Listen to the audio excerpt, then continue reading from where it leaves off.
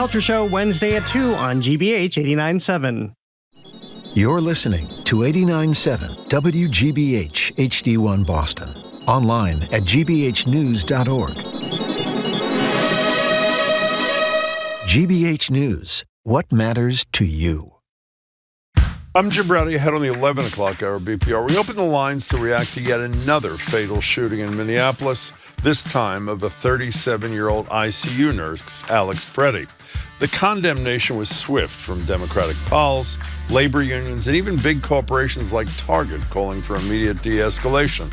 We'll get your thoughts on how protesting in America in the time of Trump could cost you your life. Call or text.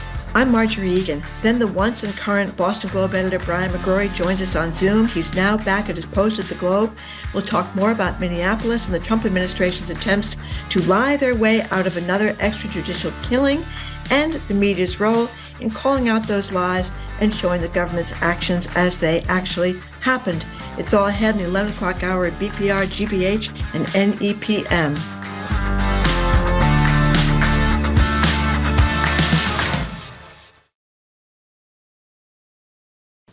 Live from NPR News, I'm Corva Coleman. The Israeli military says the last Israeli hostage body in Gaza has been found. It's a major breakthrough in efforts to advance the Gaza ceasefire. NPR's Daniel Estrin reports from Jerusalem. Hamas captured 251 living and dead hostages from Israel in the October 7, 2023 attack. Now, the last one has been returned. He is Ran Gvili, a 24-year-old Special Forces policeman who was killed while fighting Hamas militants the day of the attack. His body was taken to Gaza. The military said it launched a special search operation for his body over the weekend in a cemetery in northern Gaza on the Israeli-occupied side of Gaza, acting based on intelligence. It says his body has been returned to Israel for burial. This marks the end of the first phase of the Gaza ceasefire. It paves the way for another big step. Israel says it will allow Gaza's border crossing with Egypt to reopen again for Palestinians to enter and exit. Daniel Estrin, NPR News, Jerusalem. A federal judge is holding a hearing this morning on whether President Trump's immigration crackdown in Minnesota can be restrained. This comes after federal agents shot and killed a second protester in Minneapolis this weekend. This morning, Trump announced he is sending his border czar, Tom Homan, to Minneapolis. Trump's immigration policies are getting some pushback from voters and from Congress. NPR's Mara Eliason has more. Following the second fatal shooting of an American citizen in Minneapolis by ICE agents, Senate Democrats say they will not vote for a bill that funds the Department of Homeland Security. This comes at a time when President Trump's approval ratings are dropping, although immigration has been Trump's best issue, with voters generally approving of his efforts to secure the southern border and deport undocumented immigrants with criminal records. New polls taken before the second fatal shooting show majorities of voters disapprove of ICE's tactics. According to a new New York Times poll, only 36% of voters approve of the way ICE is doing its job. 61% said ICE had, quote, gone too far. That sentiment could have an impact on the midterm elections, even though Trump himself isn't on the ballot. Mara Eliason, NPR News. Winter storm warnings linger in New England from the mammoth storm system that rolled over the U.S. these past few days. NPR's Joel Rose reports the effects of the storm have been different depending on where you were. In some places, the storm was all snow. In others, it turned into sleet and freezing rain. In much of the south, it left a coating of ice on roads and trees that made roads dangerous, if not totally impassable. It also brought down trees and branches and power lines that left hundreds of thousands of homes and businesses without power across Tennessee, Louisiana, and Mississippi. NPR's Joel Rose reporting. On Wall Street, the Dow was up nearly 200 points. This is NPR. Good morning. With the latest from the GBH Newsroom, I'm Henry Santoro. Public works crews continue to clear roads throughout the region, and they need to have room to work. Barnstable County Emergency Preparedness Director Chip Riley says today is not the day to go sightseeing. We would still like to people to stay away from the beaches, stay away from those danger areas. We don't want somebody going out to do some sightseeing today and become the next incident. So stay home, stay off the road, let the utility crews and the DPW crews do what they do, and that'll help everybody to recover faster. And they're still clearing sidewalks as well. Public transportation has also been affected by this storm. You can check your local area for service updates. A bus carrying residents of Fall River went up in flames during yesterday's whopper of a snowstorm in Connecticut. According to John Zagrodzky, a selectman in Darien, Connecticut, the bus, which was on its way to Fall River from New York, caught fire around 1 o'clock yesterday afternoon on I-95.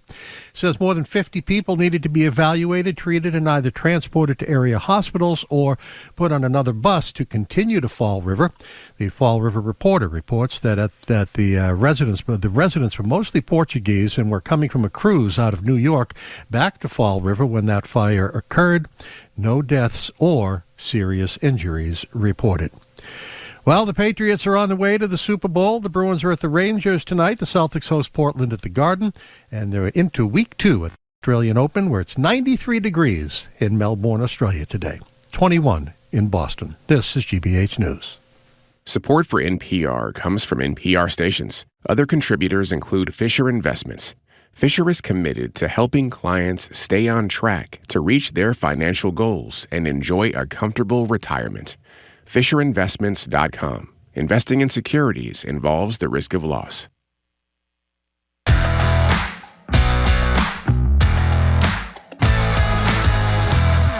Listening to BPR and GBH and NEPM, Jim Brady and Marjorie Egan. We are streaming at youtube.com/GBH News. We will be back, even with all the snow, tomorrow at the library in Copley Square with Auditor Diana DiZoglio joining us. And on Friday, we're going to be joined by the Governor of the Commonwealth, Maura Healey, from noon to 1. Today, we're going to be joined at 1:20 by Congressman Seth Molton with giving us his reaction toward what has happened in Minnesota. Hi, Jim. Hey there, Marjorie. Speaking of Minnesota, we've decided that we're going to take your calls off and on throughout the whole day, including now, about the nightmare in Minnesota. As you know, on Saturday morning, 37-year-old nurse for the VA, Alex Pretti, was shot to death by federal agents. As with the killing of Renee Good, he was immediately branded a domestic terrorist by DHS and its head, Kristi Noem. Luckily, multiple witnesses on the scene filmed the interaction, the moments leading up to and after the shootings from a number of angles. We've watched the footage and we've seen exactly what you see. Pretti, who is there filming with his phone what was going on, stops to help a woman being pushed to the ground. Agents swarm. They spray some chemical in his face and hers. He is tackled. He's sent to the ground, and after, and I repeat, based on the video, after they have removed the gun that he is legally carrying with him, they shoot him as many as 10 times as he's lying on the ground and obviously kill him. You know, we've talked about the Rorschach test in front of us and the killing of Alex Pretti. The federal government is doubling down on their lies, walking us even further in Orwell's 1984, which said, the party told you to reject the evidence of your eyes and ears. It was their final, most essential command.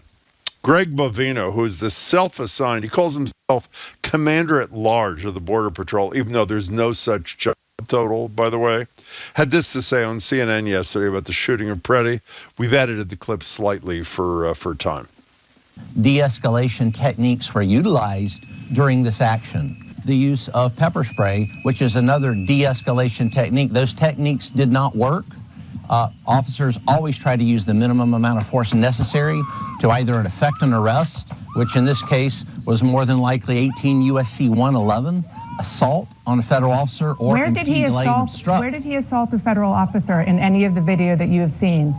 But we don't need a suspect's help in an active law enforcement scene. When you say suspect, what is he suspected of? That's an active law enforcement scene. He knew that was an active law enforcement scene. Fabulous, relentless interview by Dana Bash from CNN, by the way. That's a line from the federal government right now. Do not believe your own eyes. So the lines are open, and as I said, off and on throughout all 3 hours, we'll be taking your calls on this at 877-301-8970 to call or text. What's next for America? Minneapolis, Maine. What's next after that? In Trump's America, when you go out to protest and exercise your First Amendment rights, should you be prepared to lose your life? And what are we all going to do about it? 877-301-8970. 8970. As far as I could count and what I heard, Marjorie, 10 times he was shot as he is lying unarmed on the ground in Minneapolis. It was just unimaginable. Well, I mean, this is just beyond horrible and tragic. This is the second person killed, an American citizen who obviously was not doing anything that would allow such a thing. And we know that, the President Trump lies all the time. He's been found by a jury to be lying many times over the years. He's a kind of a perpetual liar. Kristi Noem, who talked about over and over again, even though the video showed something totally different, keeps saying he was approaching, with maximum force to shoot down I'm paraphrasing, but to shoot down all these agents. Bovino is... He was there to, here, you don't have to paraphrase, he was there to inflict maximum damage on individuals and to kill law enforcement, is what she said. This is minutes after the killing of Alex Pretti, by the way, based on no evidence. Bovino, I think it's fair to say, is he's an adjudicated liar, since in September, a jury in Los Angeles acquitted a protester of assaulting a federal officer after the defense argued that officers, including Bovino, had lied about what happened there. And it happened again in November when a federal judge in Illinois concluded that officials, again including Bovino, lied about the actions of protesters. So what the Trump administration is doing with their friends in the media, like Fox News, are lying about what's happening and apparently hoping if they lie long enough that people that are gullible or able to believe a con will believe him. But we've seen what happened, and they're lying.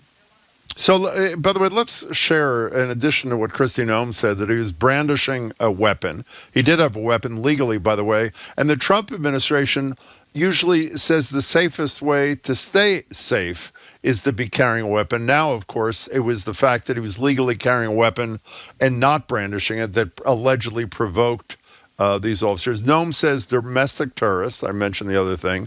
On her DHS Twitter account, he wanted to impose maximum damage and, quote, massacre law enforcement. And the biggest problem in all this, obviously, the architect of all this, Marjorie's favorite, Steve Miller, would-be assassin who tried to murder law enforcement.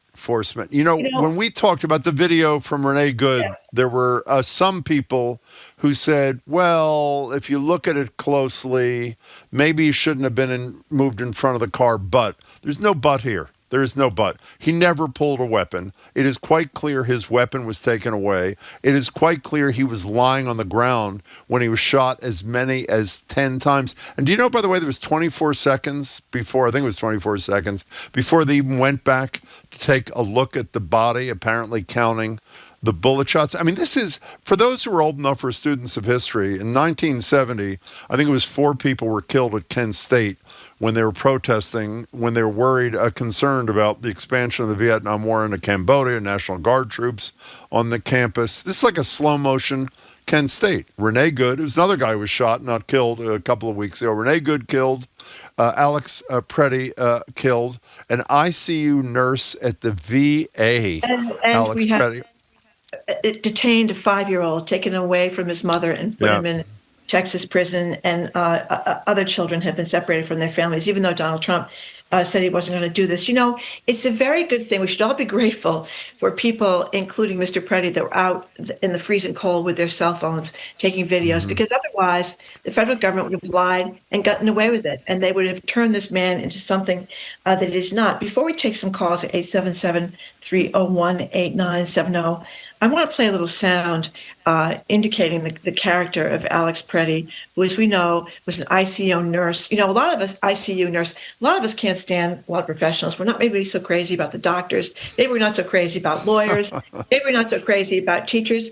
But who doesn't love a nurse, right? I mean, the nurses are the people that care for you in your most desperate situations in life. So anyway, the son of a veteran who died in 2024 says Alex Pretti was his dad's ICU nurse and read out a final salute after his father's death. So here's a sound and a video of Pretti reading that final salute. Here it is. Today we remember that freedom is not free. You have to work at it, nurture it, protect it, and even sacrifice for it. May we never forget and always remember our brothers and sisters who have served, so that we may enjoy the gift of freedom. So in this moment, we remember and give thanks for their dedication and selfless service to our nation in the cause of our freedom. In this solemn hour, we render them our honor and our gratitude. And let me just say, in the picture, you can see Alex Pretti standing at the foot of this man's body, which is covered with the honors due him as a veteran. It's his dead body there in the middle of the hallway at the ICU unit at the Veterans Hospital where he worked. Can I comment on something you said? You know, through the years, we're going to get to your calls in a second at 877-301-8970. Again, throughout the day, in between guests, we're going to continue to take calls on this abomination in Minneapolis. You and I used to debate cameras in public, and I didn't like the Big Brother-esque aspect. And I have to say, I have totally done a 180. In Trump's America, at least for 3 more years, cameras are the only thing that bring us truth and honesty to counter the grotesque lying. You know, someone might say, Marjorie, you know, Kristi Noem's initial reaction or Stephen Miller's was just ill-informed, and let's be generous for a second. After seeing the video, they are lies. They are pure and simple, deadly, callous, sadistic lies trying to cover up for the deadly behavior of these roid rage law enforcement types in the Border Patrol or ICE. It's just unconscionable. It's unbelievable. This is part of the Trump playbook. You lie and lie and lie, and your theory is if you lie, a lot of people will believe it. And when you're wrong, you never admit you're wrong. I mean, I almost fell off a chair last week when a Trump lawyer actually admitted that they were wrong in an immigration case. I mean, the last guy who did that got fired 2 seconds after he admitted the truth that the government was wrong. They don't admit that they're wrong. And I don't know how the president is going to weasel his way out of this one, but even some cowardly Republicans are rising to the fore and saying that they have a problem with this situation. By the way, the Trump said to the Wall Street Journal yesterday in a phone interview that we're reviewing the situation after everybody who works for him has already rendered a verdict. Let's take some calls. Jane in Concord, you're first on BPR. We're talking about the killing, I think it's fair to say the murder of Alex Pretti. Hello there. Hi. Yes, I agree. Hi. He's the 9th person killed by ICE so far, I guess. I was thinking Trump is concerned about the right to protest in Iran, but apparently not concerned about the right to protest here in the United States. That was brilliant. And I don't know the history of the Second Amendment. I personally don't believe that the founders would say anyone can carry any sort of weapon if they were here today and they could see the technology we have, but we do have the Second Amendment, the way the Supreme Court has ruled, and you can't hold it against someone who happened to be armed with the right to carry. They're using that excuse about him having a gun, and it's just ridiculous. They can't flip it both ways, and I guess even the NRA is saying that, which is good. Well, even the NRA, that's exactly right. Remember the name of Kyle Rittenhouse from a few years back? Sure. He was a teenager. He brought a long gun to a protest in Wisconsin. He shot 3 people and killed two of them. He killed 2 of them. He brought his gun to the protest, and Trump considered him a hero. I think he even brought him to the White House. You're right. The Mar-a-Lago, I think. One of them. Service. So there's Kyle Rittenhouse, and let's not forget that the president also just pardoned the rioters on January 6th. Many of whom came to the Capitol that day armed with guns. So it doesn't kind of work that the only people who have to pay for their lives are people who are on the wrong political side from Donald Trump. That's apparently his thinking. Hey, Jane, thank you very much for your call. We have a bunch of texts. Anonymous texter, when I see them dragging women out of their cars and pushing them to the ground, all I can think of is, don't they have mothers, sisters, daughters, wives, etc.? And how would they feel if anyone treated them this way? Where is the humanity? Well, I think we know the answer to that question. Here's Judith in New Hampshire. Could we promote a citizens' nationwide one-day strike, close schools, businesses, and in protest and solidarity with the citizens of Minnesota? Let's hear what some of our national leaders and elected officials have to say about what the appropriate response is. By the way, Seth Molton, who's going to be with us at 1:20, says these unequivocally these ICE people should be prosecuted, that might have an impact, because otherwise, when you have people like Vance and Noem and Trump defending every single thing they do, the message to me is you can do anything you want, and we are never, ever going to find you culpable. Just keep doing it. Well, I think they have a big problem talking about being in defensive action when it was 10 shots, at least 9 shots, most of them into Mr. Pretti's back. Well, we're also going to talk to a DA, Marian Ryan, Middlesex DA, is going to call in a little bit later also to find out when is an appropriate situation for a law enforcement person to use deadly force on anybody. Kevin in Florida, you're next. Hi. Hi. Hi. Nice talking to you. You too. I look at this a little different than you guys do. One, you said 10 shots. I've only heard 3. Not that that matters, but well, it actually does. It matters a lot. Well, excuse me, it does matter a lot, I think. And every account that I've read, plus my own ears, as Marty said, the minimum I heard was 9. But go ahead, Kevin. Okay. So I've seen a legal expert saying that law enforcement, once they believe they're in danger of a gun, they can't be held accountable for defending themselves. Now, you can argue as to were they defending themselves. I think they were. I think the thing you have to look at more than anything is there are 50 states, and in all 50 states, there are ICE actions of getting people that entered the country illegally and are about to be deported because they broke that law. And it's only in one state that this has happened. That we've had the situation with the woman, and now the situation with this guy. And what's the point? What's your point about that? I think it's being spurred on by the politicians in the state of Minnesota. Hey, Kevin, I have to say, 48 hours after the body of this 37-year-old ICU nurse is lying on the ground, I think you at least have an obligation, at minimum. You're entitled to your opinion, not your own facts. You're wrong on the shots, number one. If you watch the video, which I assume you did, it's quite apparent his weapon had been taken away and he's lying on the ground. Or they shot him. Lying on the ground when they shot him. And by the way, they are not doing this in every state. They're mostly doing this in states where Donald Trump doesn't like the leaders because they're of another party. And the provocation, you watch that young man holding a camera trying to record events to protect people, trying to protect a woman who was first pushed to the ground and then chemicals sprayed in her face. And I would like to think that every decent person listening to the show would have done exactly what he did.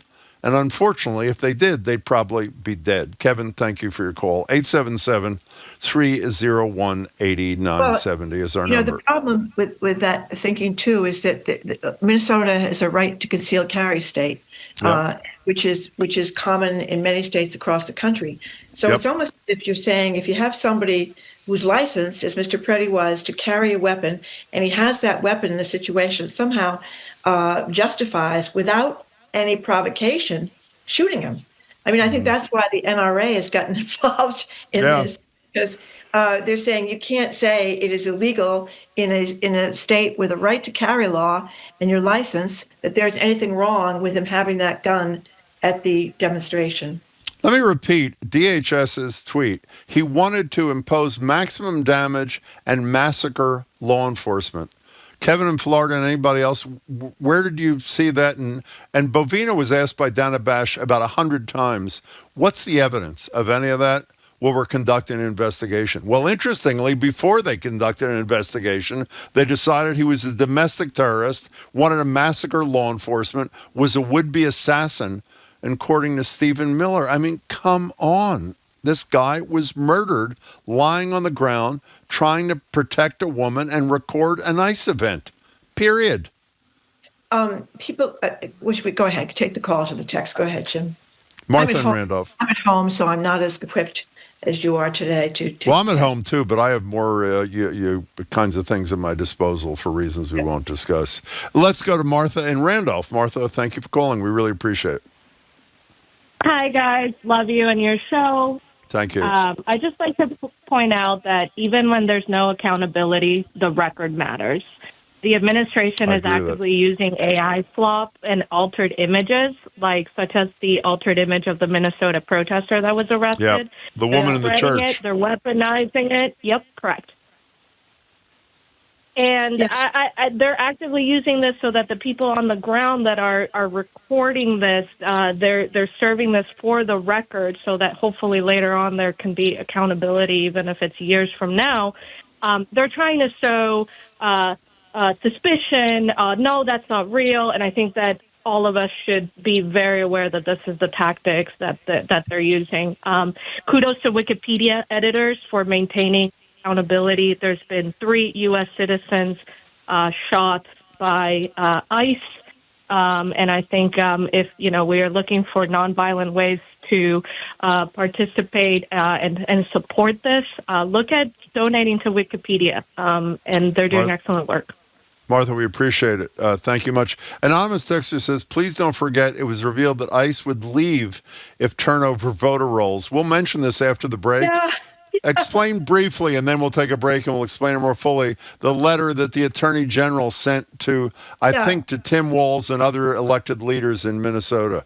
Well, their first excuse was they were going after fraud in the Somali community in Minnesota. I don't think they've been doing much fraud investigating on the streets of Minneapolis. But Bondi, the Attorney General Bondi, on Saturday said there outlined terms to restore the rule of law in Minneapolis.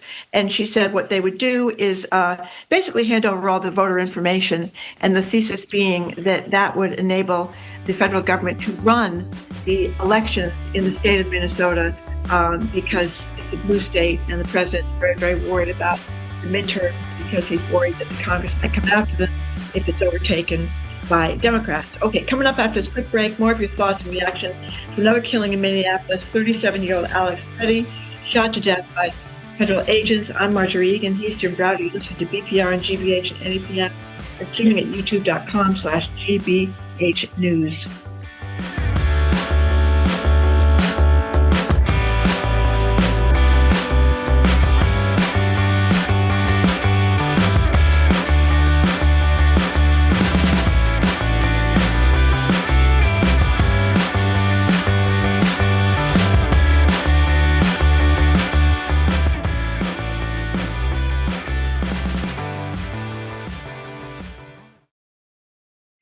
Trade. Huge responses from across Europe, from the Danish Prime Minister. Climate. Picture this all filled with ice. Security. Not only do we need to end the war, we also need to prevent the next war. These are global issues, and to understand them, you need a global perspective. I'm Carolyn Beeler. And I'm Marco Werman. Join us for The World each and every weekday. This afternoon at 3 on GBH 89.7. Our programs are made possible thanks to you. And the University of Massachusetts Amherst. UMass, the state's flagship public research university, empowers students to be the future in the pursuit of progress for Massachusetts and beyond. More at umass.edu. And the Cambridge Homes, a nonprofit, independent, and assisted living community in Cambridge, offering residents supportive services as well as cultural, educational, and social programs. thecambridgehomes.org/tradition.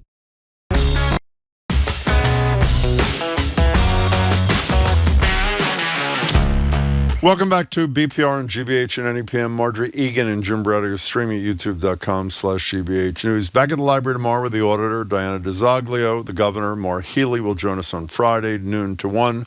Congressman Seth Molton will give us his thoughts on ICE in Minneapolis in the 1 o'clock hour. And DA Ryan will be in the 12 o'clock hour, Middlesex DA, to talk about appropriate law enforcement reaction and use of deadly force. We're dedicating almost all of today's show to either you or guests talking about what happened in Minneapolis, the lies coming from the administration in response.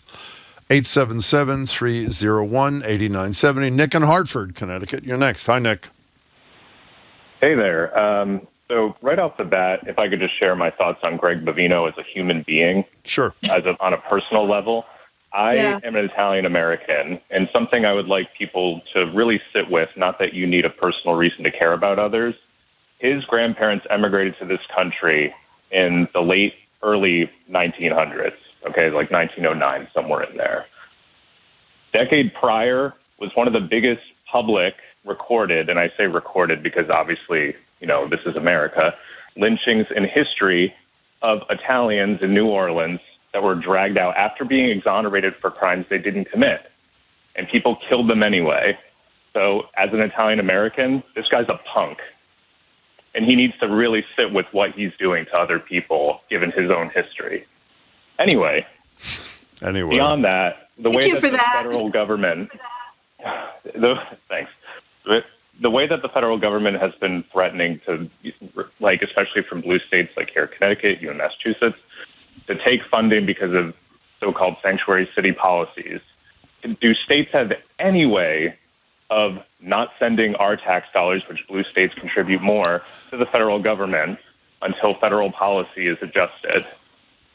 Well, Nick, there are two answers to that question. We rarely prepare for elected officials in advance, but Marjorie and I spoke over the weekend about having Maura Healey on Friday, and that's one of the questions we've agreed upon, that we should ask her what can states do in terms of our sending of checks to the federal government. As Marjorie mentioned last week, and I'm sure you know, Nick, mostly blue states send more to the feds than they get back. Mostly red states send less to the feds than they get back. Secondly, as you may know, in a related development, a significant number of Democratic senators whom I've heard speak over the weekend said they will not vote to advance the interim funding for the Department of Homeland Security. I think it's $64 billion, $10 billion for ICE, based upon what happened there until there is serious restraint and reform.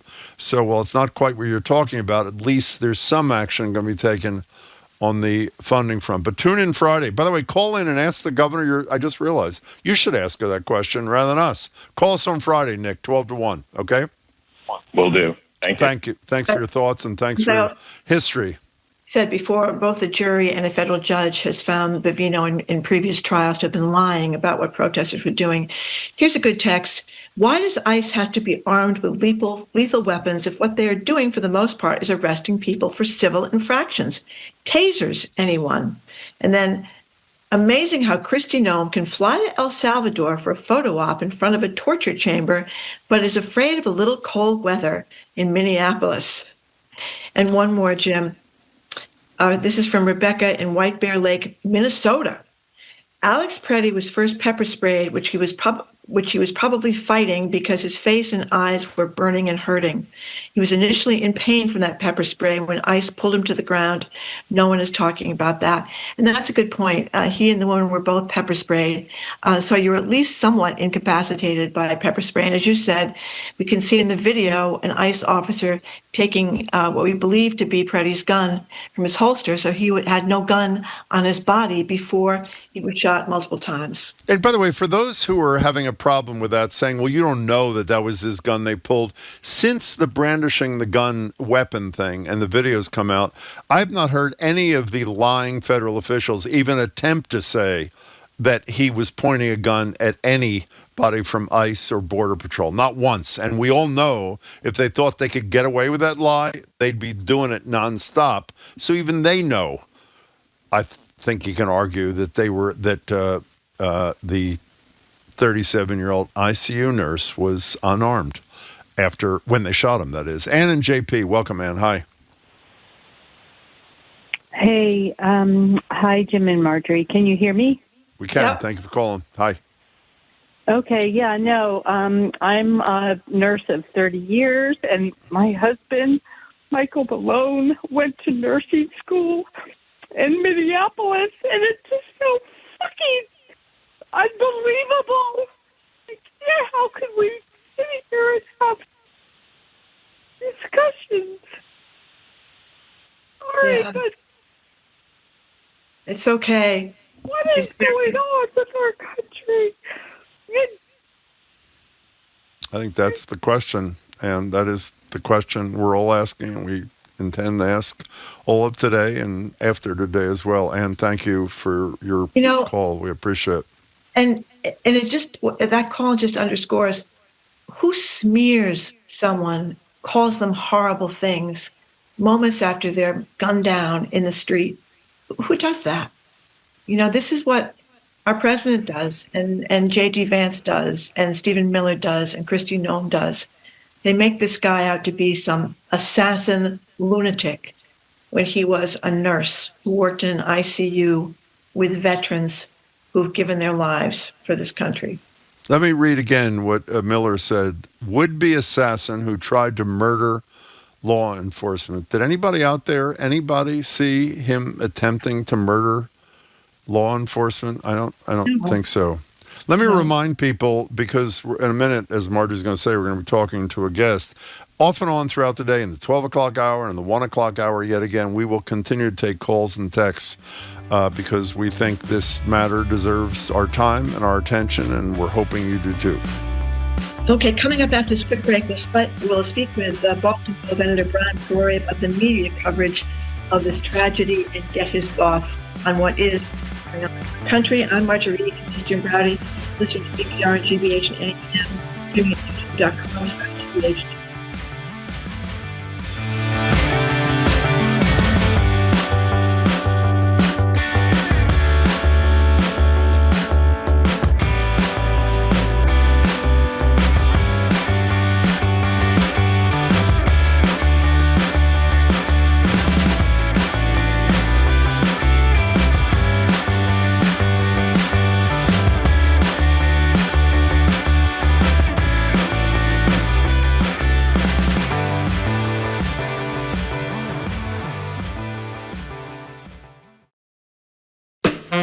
I'm Jared Bowen. Today on The Culture Show, playwright Max Wolf Friedrich. His hit play Job is a sharp psychological duel set inside a corporate wellness office, where a routine HR meeting spirals into something volatile, funny, and unsettling.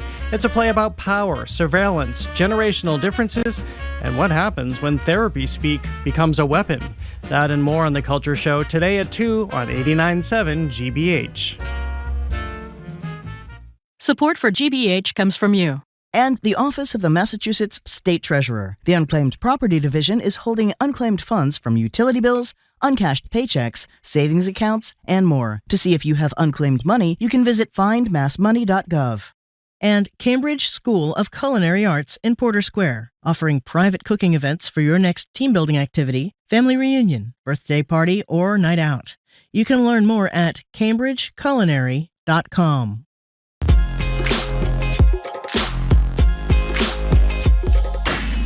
Welcome back to BPR on GBH and NEPM. Marjorie Egan, Jim Browdy. We're streaming at youtube.com/GBH News. Tomorrow at the library, Auditor DeZoglio will join us in the 12 o'clock hour today. We'll speak to Michael Curry and the former head of the NAACP in Minneapolis. That'll be followed by Middlesex DA Marian Ryan. She'll talk to us about when deadly force is appropriate for a law enforcement person.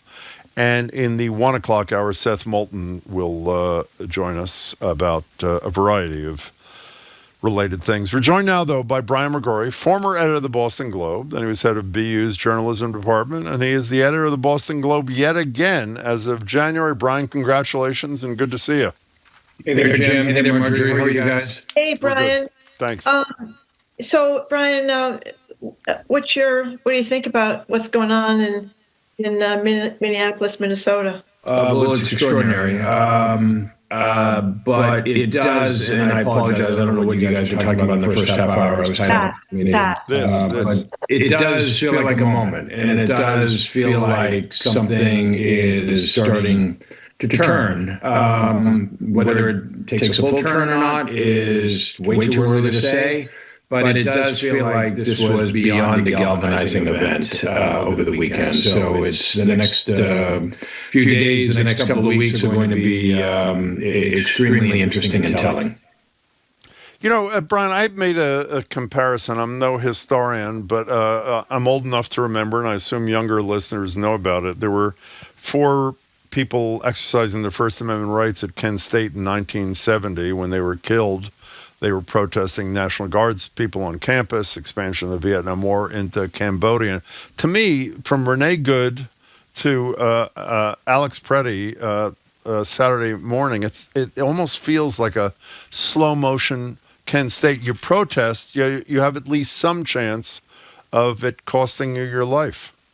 It does feel like that. And I'd ask you to keep in mind, Jim, the Renee Good situation, the Alex Pretti killing, they're the extremes, they're absolutely horrific. But just watching day to day what is going on and what is being captured in video on the streets of Minneapolis and the really aggressive posture that federal agents are taking toward protesters, pepper spray in people's faces, the tackling, the physical violence, it's all gone wrong. It's all gone wrong. And I think there's, again, maybe I'm just being optimistic where I shouldn't be.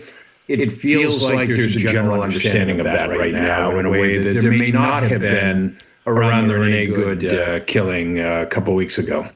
Hey, can we stay with that for a minute? Well, how would that manifest itself, Brian? I mean, we know that there was this I don't want to call it mini because it's disparaging, this one-day general strike. And what I meant wasn't everybody in the state of Minneapolis, but it was a lot of businesses and individuals. We know the Democratic senators, some are pledging to vote against any extended funding for DHS. What other forms do you feel you could see this coming in if your analysis of this tipping point is real?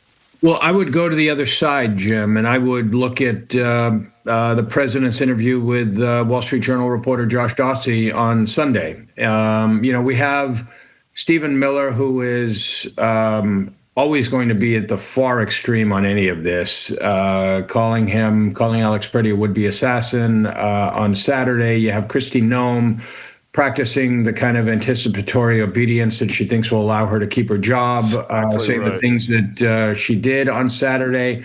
But then Trump left them out there in his interview with Josh Dawsey from the Journal. It was a brief interview. It was 5 minutes, but he actually said, "I don't like any shooting. I don't like it," and talked about there is a scenario in which you get federal agents out of there perhaps sooner rather than later and move somewhere else or move nowhere at all. And I think that is really telling. Well, do you think he's, as Pam Bondi insists upon, if it'll get him out of there if Minnesota hands over the voting records that she's asked for? That seems like a blackmail sort of thing. Well, that's sort of crazy, as is, look, none of this is all good, as you well know, none of this. And when you're saying that you will send Tom Holman to Minnesota as if he's going to be the adult in the room and make everything okay, then yeah, you have serious reservations there. But look, something like that is better than what we've got right now.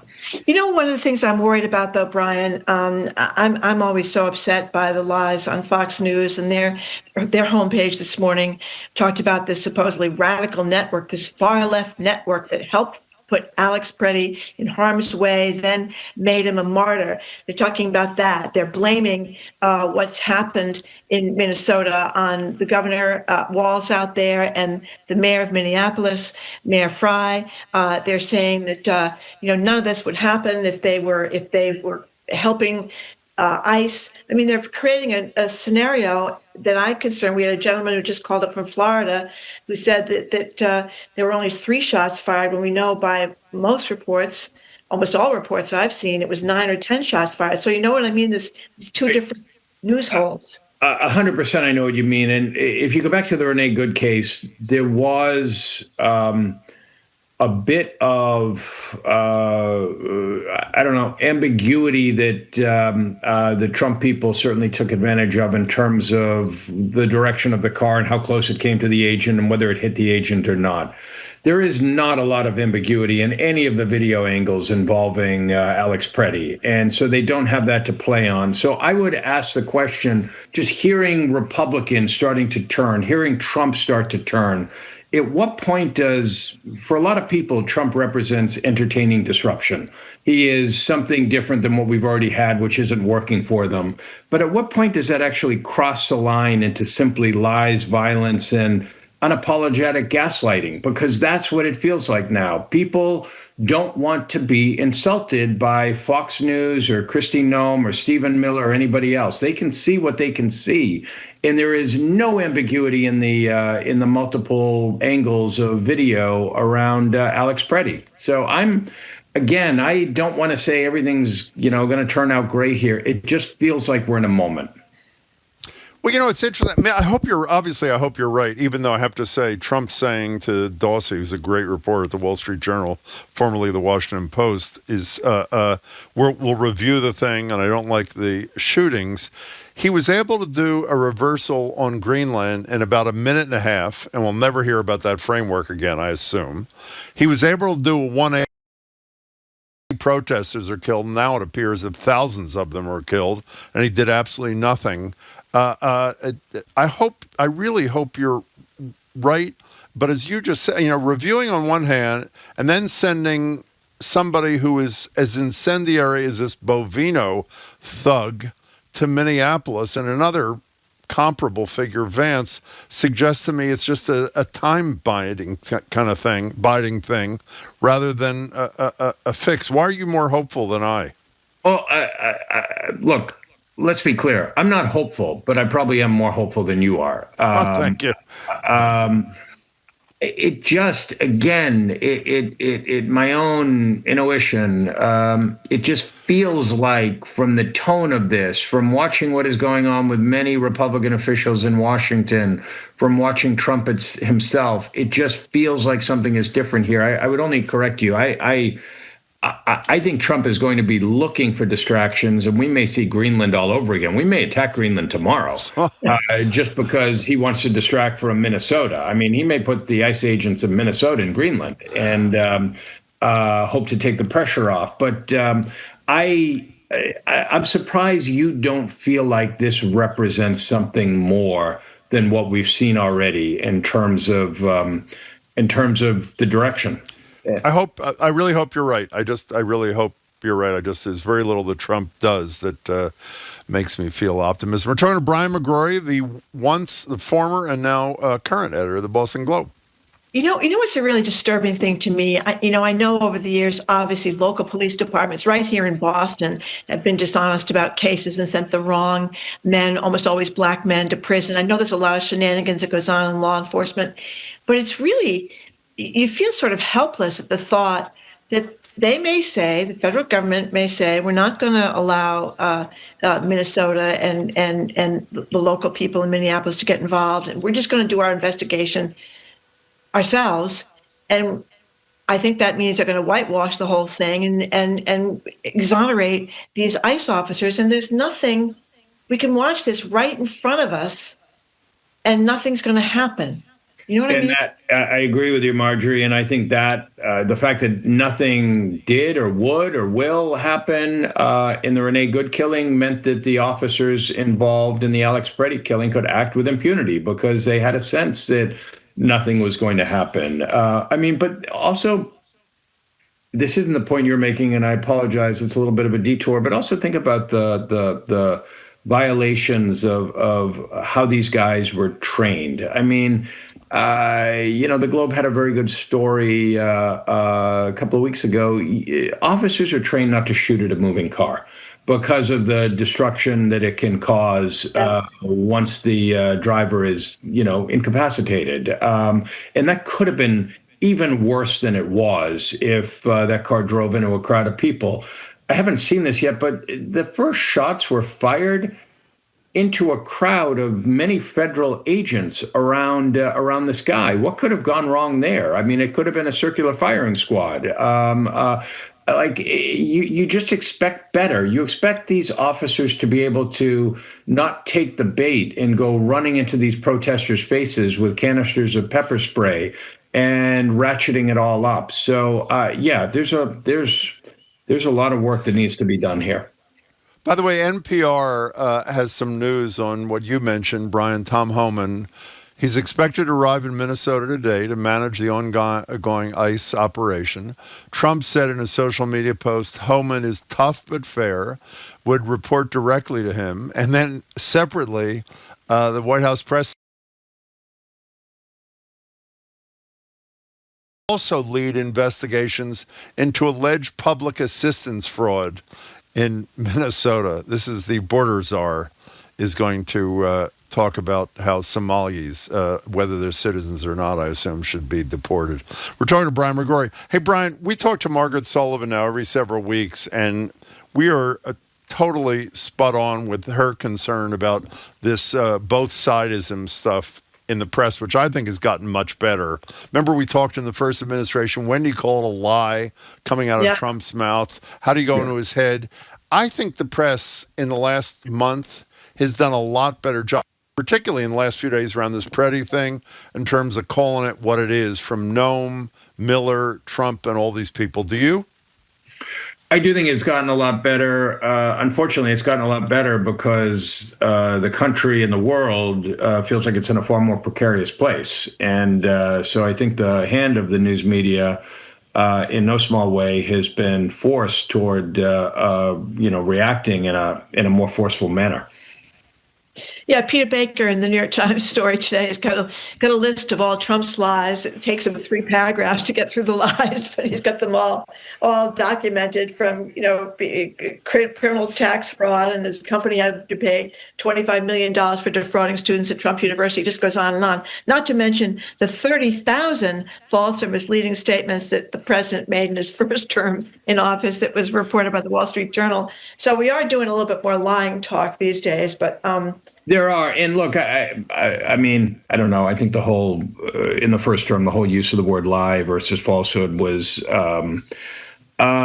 somewhat semantic, although I get it. One of the things that really propels us forward is the fact that the Trump people are lying about things that normal people can see on video. Like, if you can't lie about a video. I mean, again, maybe with the Renee Good video, there was a tiny bit of ambiguity that they tried throwing a wedge into. But something like what happened Saturday, it is really hard to lie about. And I think even Trump is realizing that as he dials it back. But it's hysterical. Sorry. I was just going to point out quickly that Trump, bold as brass, doubled down when they got caught changing the image of the lawyer, black woman who was in the church protesting in Minneapolis last week. And they changed her image, AI, had her crying, and they made her face darker. Remember how Time magazine got in so much trouble for making O.J. Simpson's face darker years ago? They made her face darker and had her crying. They got caught. She wasn't crying. They got caught, changed the face color. And they just kind of said, too bad, we're going to keep on doing it. I mean, it was really unbelievable. There was no acknowledgement that they had doctored her picture. Yeah, or they just don't. Or they don't care. There's an anonymous texter made a really good point here I wish we had made earlier, Marjorie. Please talk about how the Capitol Police and other police departments on January 6th did not shoot down all the rioters during the insurrection. Obviously, we know about the one situation. They used that as a last resort, all the while being attacked themselves. That's a wonderful thing. And they're all pardoned, of course, to compare to this thing. Brian, you were the White House bureau chief for the Globe. I guess you knew that. I didn't have to say you know that you were. You were. I worry that I'm not alone. Marjorie praises some federal courts every day, but my attitude is until these federal judges who have shown courage start sending Department of Justice lawyers to jail for contempt, they're not doing enough. Are our traditional institutions up to the task of reining in Trump? Courts, legislatures? I don't think so. Well, that's the difference between one of the differences between the first and the second terms, right? The first term, it felt like the institutions of this country were in a position to keep the president in check, including people in his very own White House and in his administration, and including the court all the way up to the Supreme Court. Right now, it feels like the lower court judges, and the New York Times has written about this and others have as well, lower court judges have been doing meaningful work in terms of keeping the administration in check. And as you know, we have a hearing unfolding as we're talking in Minnesota right now, in which a federal judge is being asked to stop the ICE raids and incursion into Minnesota as a violation of, what is it, the 10th Amendment, state sovereignty. Sort of making that up as I go along, but I think that might be right. This judge could rule in the right way or the perceived right way. Where we don't have faith right now is in the Supreme Court, and that's a real problem. Well, but the judge could rule in the right way, and then Trump could totally ignore it, and there'd be no accountability. I mean, Lindsay Halligan was removed as the U.S. attorney, and she continued being the U.S. attorney after the court said there was an inappropriate appointment. And finally, when she steps down, no sanctions, no contempt, no nothing. I mean, and until they do that, it seems to me it's an invitation to Trump say, I don't give a damn about the court orders. What are the consequences? The answer is they're none. Yeah, but part of him being able to roll the dice and say, what are the consequences, is having a fairly good idea that the Supreme Court isn't going to come down on him in any meaningful way.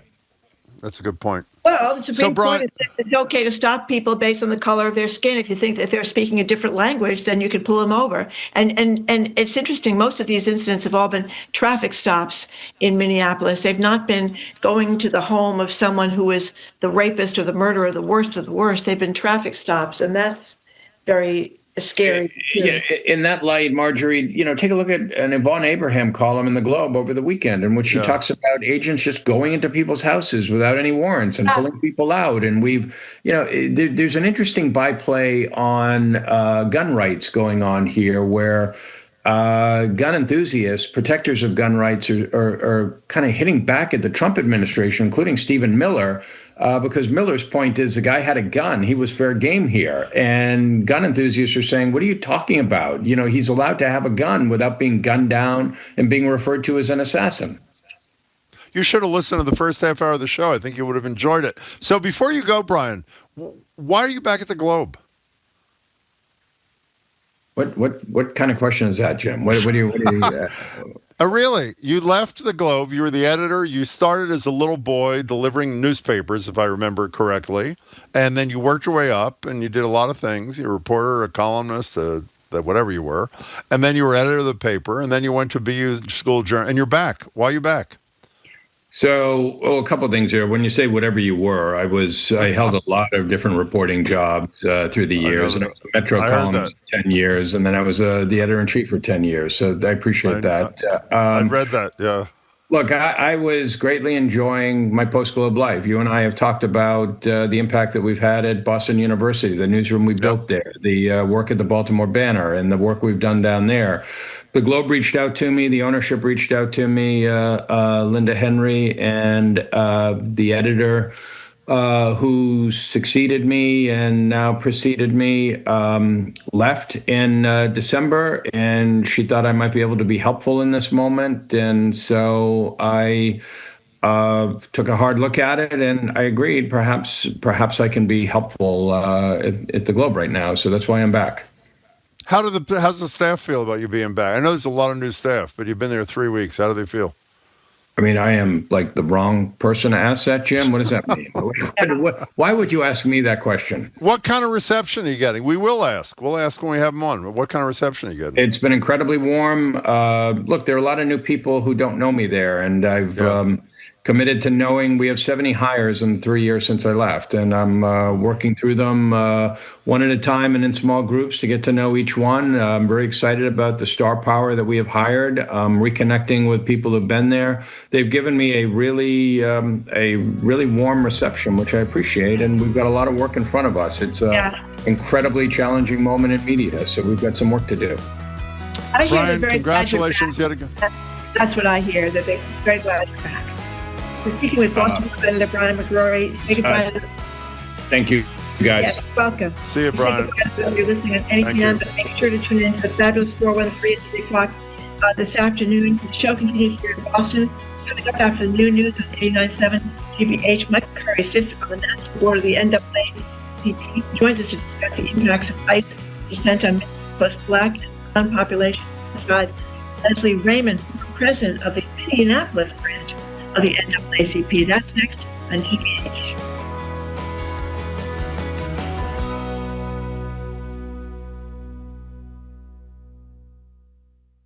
It's not over yet. More smart conversation about community issues up ahead with Jim Braude and Marjorie Egan on Boston Public Radio, right after a news update from NPR. Stay with us here on GBH 89.7. Funding for our programs comes from you. And Bonsai Bar, hosting pop-up beginner bonsai workshops at breweries across New England. Hands-on classes provide guidance in the basics of bonsai design and care in a group setting. More at bonsaibar.com.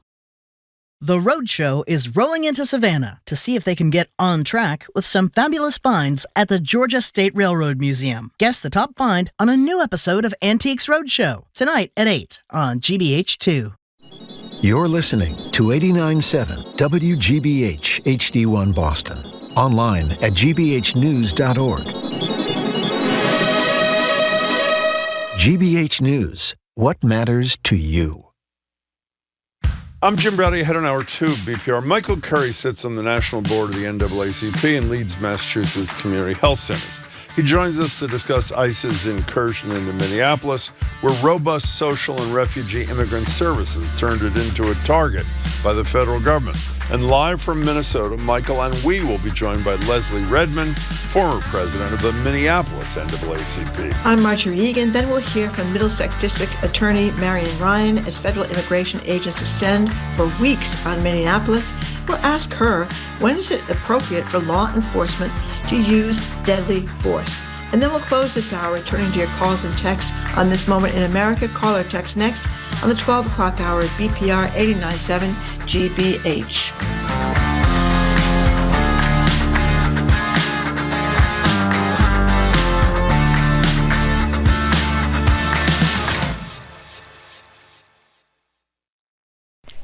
Live from NPR News in Washington, I'm Windsor Johnston. A federal judge in Minnesota is hearing arguments today on whether to pause the Trump administration's immigration crackdown in the state. Minneapolis and St. Paul, along with state officials, are suing the Department of Homeland Security in hopes of halting enforcement operations. NPR's Jasmine Guards reports tensions remain high following the death of Alex Pretti, a U.S. citizen who was shot and killed by an ICE agent on Saturday. Over the weekend, the Trump administration tried to paint Pretti, who is a U.S. citizen, as a domestic terrorist. Border Patrol Chief Greg Bavino said Pretti had a gun and was intent on massacring law enforcement. But multiple videos show Pretti holding a phone in his hand. At least 6 masked federal officers tackle him, beat him, and pin him face down on the ground. Then one agent appears to pull a gun from Pretti's waistband before agents shoot him multiple times. City officials say Pretti had a lawful permit to carry. The Minnesota Bureau of Criminal Apprehension says DHS has blocked its investigators. A federal judge has ruled that Homeland Security cannot destroy or alter evidence related to Pretti's death. Jasmine Garsd, NPR News, Minneapolis. More than a dozen states are digging out after a powerful winter storm swept across the country this weekend, bringing heavy snow, sleet, and ice. Officials say several deaths have been blamed on the storm. NPR's Joel Rose says widespread power outages are being reported in the south, where a thick layer of ice knocked down trees and power lines. In some places, the storm was all snow. In others, it turned into sleet and freezing rain. In much of the south, it left a coating of ice on roads and trees that made roads dangerous, if not totally impassable. It also brought down trees and branches and power lines. That left hundreds of thousands of homes and businesses without power across Tennessee, Louisiana, and Mississippi. That's NPR's Joel Rose reporting. The United Kingdom has signed a clean energy security pact with several European countries. NPR's Lauren Frere reports Europe has moved away from dependence on Russian gas since the invasion of Ukraine. This pact, signed in Germany, will create a new fleet of offshore wind projects in the North Sea, adding 100 gigawatts of clean energy. The Ukraine war sent energy prices up, and as Europe weans itself off Russian gas, it's been buying more from the U.S. But with transatlantic ties now fraying, some believe that could be risky as well. In a joint op-ed with the European Union's Energy Commissioner, UK Energy Secretary Ed Miliband decries what he calls the roller coaster of international fossil fuel markets and writes that renewables are the, quote, only route to security and prosperity. Lauren Frere, NPR News, London. This is NPR News. Good afternoon. With the latest from the GBH Newsroom, I'm Henry Santoro. Cleanup from the big storm continues. Travel slow going, but the MBTA mostly up and running right now, though there have been delays as crews work to clear the snow. Interim MassDOT Secretary and T General Manager Phil Eng is asking riders to be patient. We're still recommending the folks don't travel if you don't have to, but we are running service on all of our modes. And as we speak, the workers are continuing to clear snow from our infrastructure, clearing switches. Service on the Hingham-Hull ferry is paused, and the commuter rail is running on a reduced schedule, and the Red Line's Mattapan trolleys are being replaced with buses. Meanwhile, parts of the region still seeing light snowfall as the winter storm warning continues through 8 o'clock this evening. We're seeing snow right now in Worcester and Springfield. National Weather Service says due to the icy cold and dry air, accumulations won't be nearly as bad as yesterday. Overall, though, forecasters are expecting another 1 to 2 inches for most of the state, with 2 to 5 inches closer to the eastern and northeastern coastline. Well, I mean, what do you study? Well, music, songwriting and whatnots. Songwriting? Yeah. Did you ever hear of Snow, Beautiful Snow? Why, yes. Did you write that? No, I shoveled it. I couldn't resist. Nyek, nyek, nyek. In sports, Bruins are at the Rangers tonight. The Celtics host Portland at the Garden, and they are into week 2 at the Australian Open. And, of course, the New England Patriots are Super Bowl bound. This is GBH News. Support for NPR comes from NPR stations. Other contributors include the estate of Joan B. Kroc, whose bequest serves as an enduring investment in the future of public radio and seeks to help NPR be the model for high-quality journalism in the 21st century. This is NPR.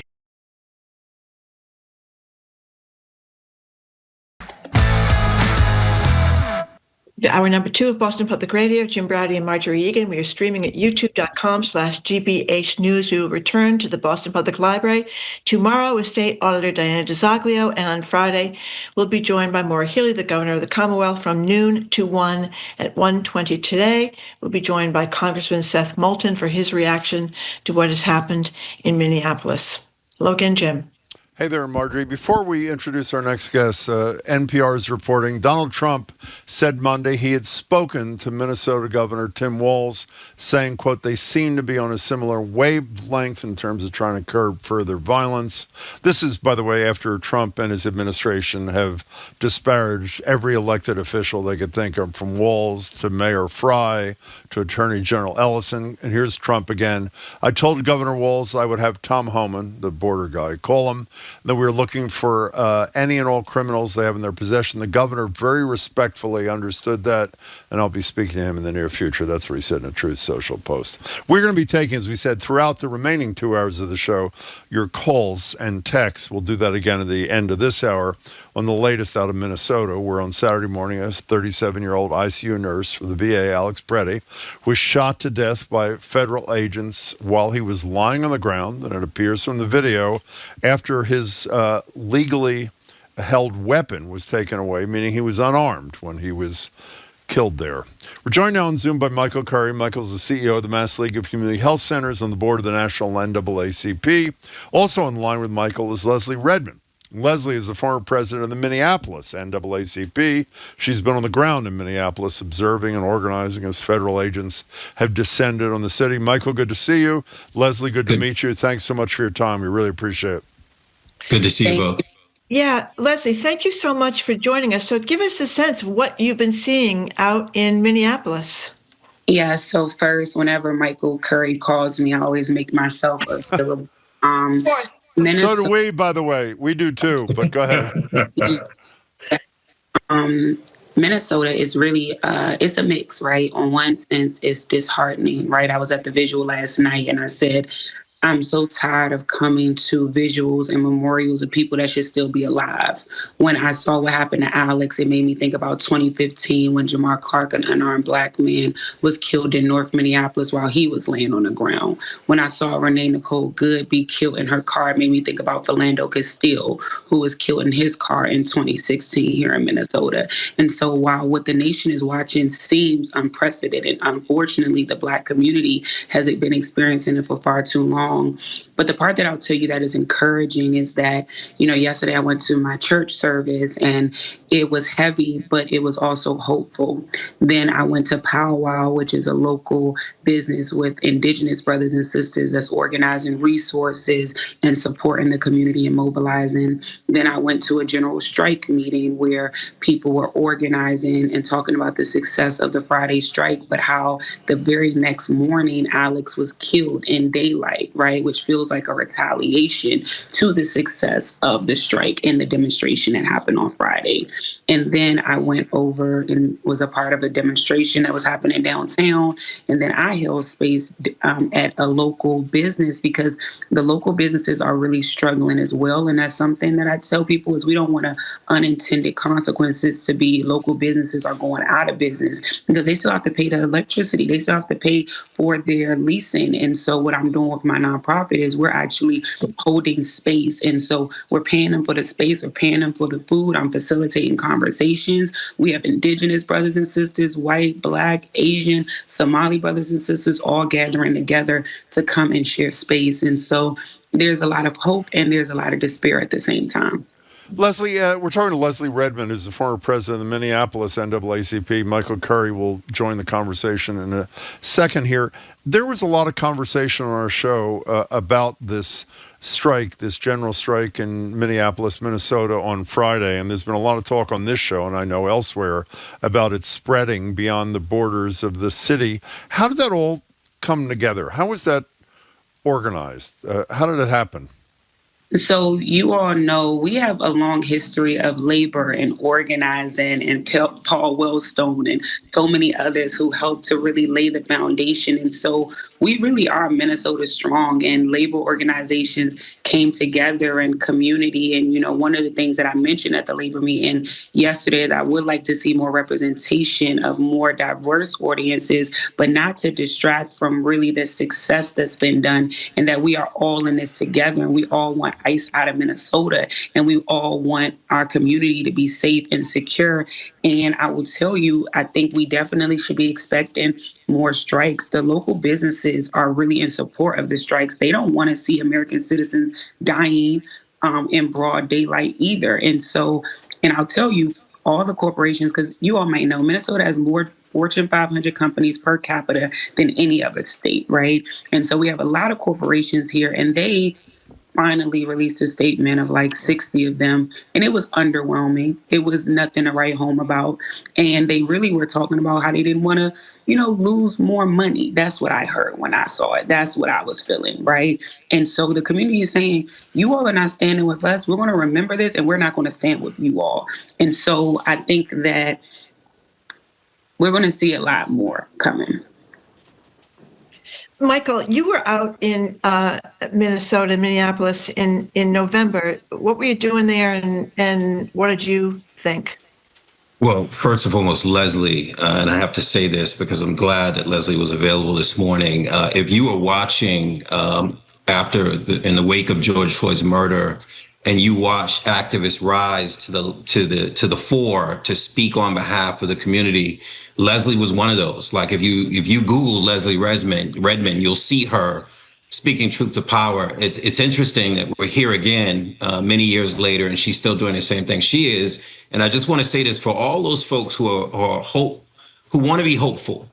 We have leaders that courage did not skip this generation, like Leslie Redmond, a young woman who is speaking, fighting, standing up, and she is, quite frankly, risking her life in Minneapolis, St. Paul right now. So Leslie, just for me to you, as your big brother, I'm just so proud of you for that you're doing that work. I was there visiting on a community health center conference, but we made it a point while we were there, a movement born out of the civil rights movement, to go by and visit the square, to sit. I literally stood for about 2 hours and talked, Leslie, to local residents.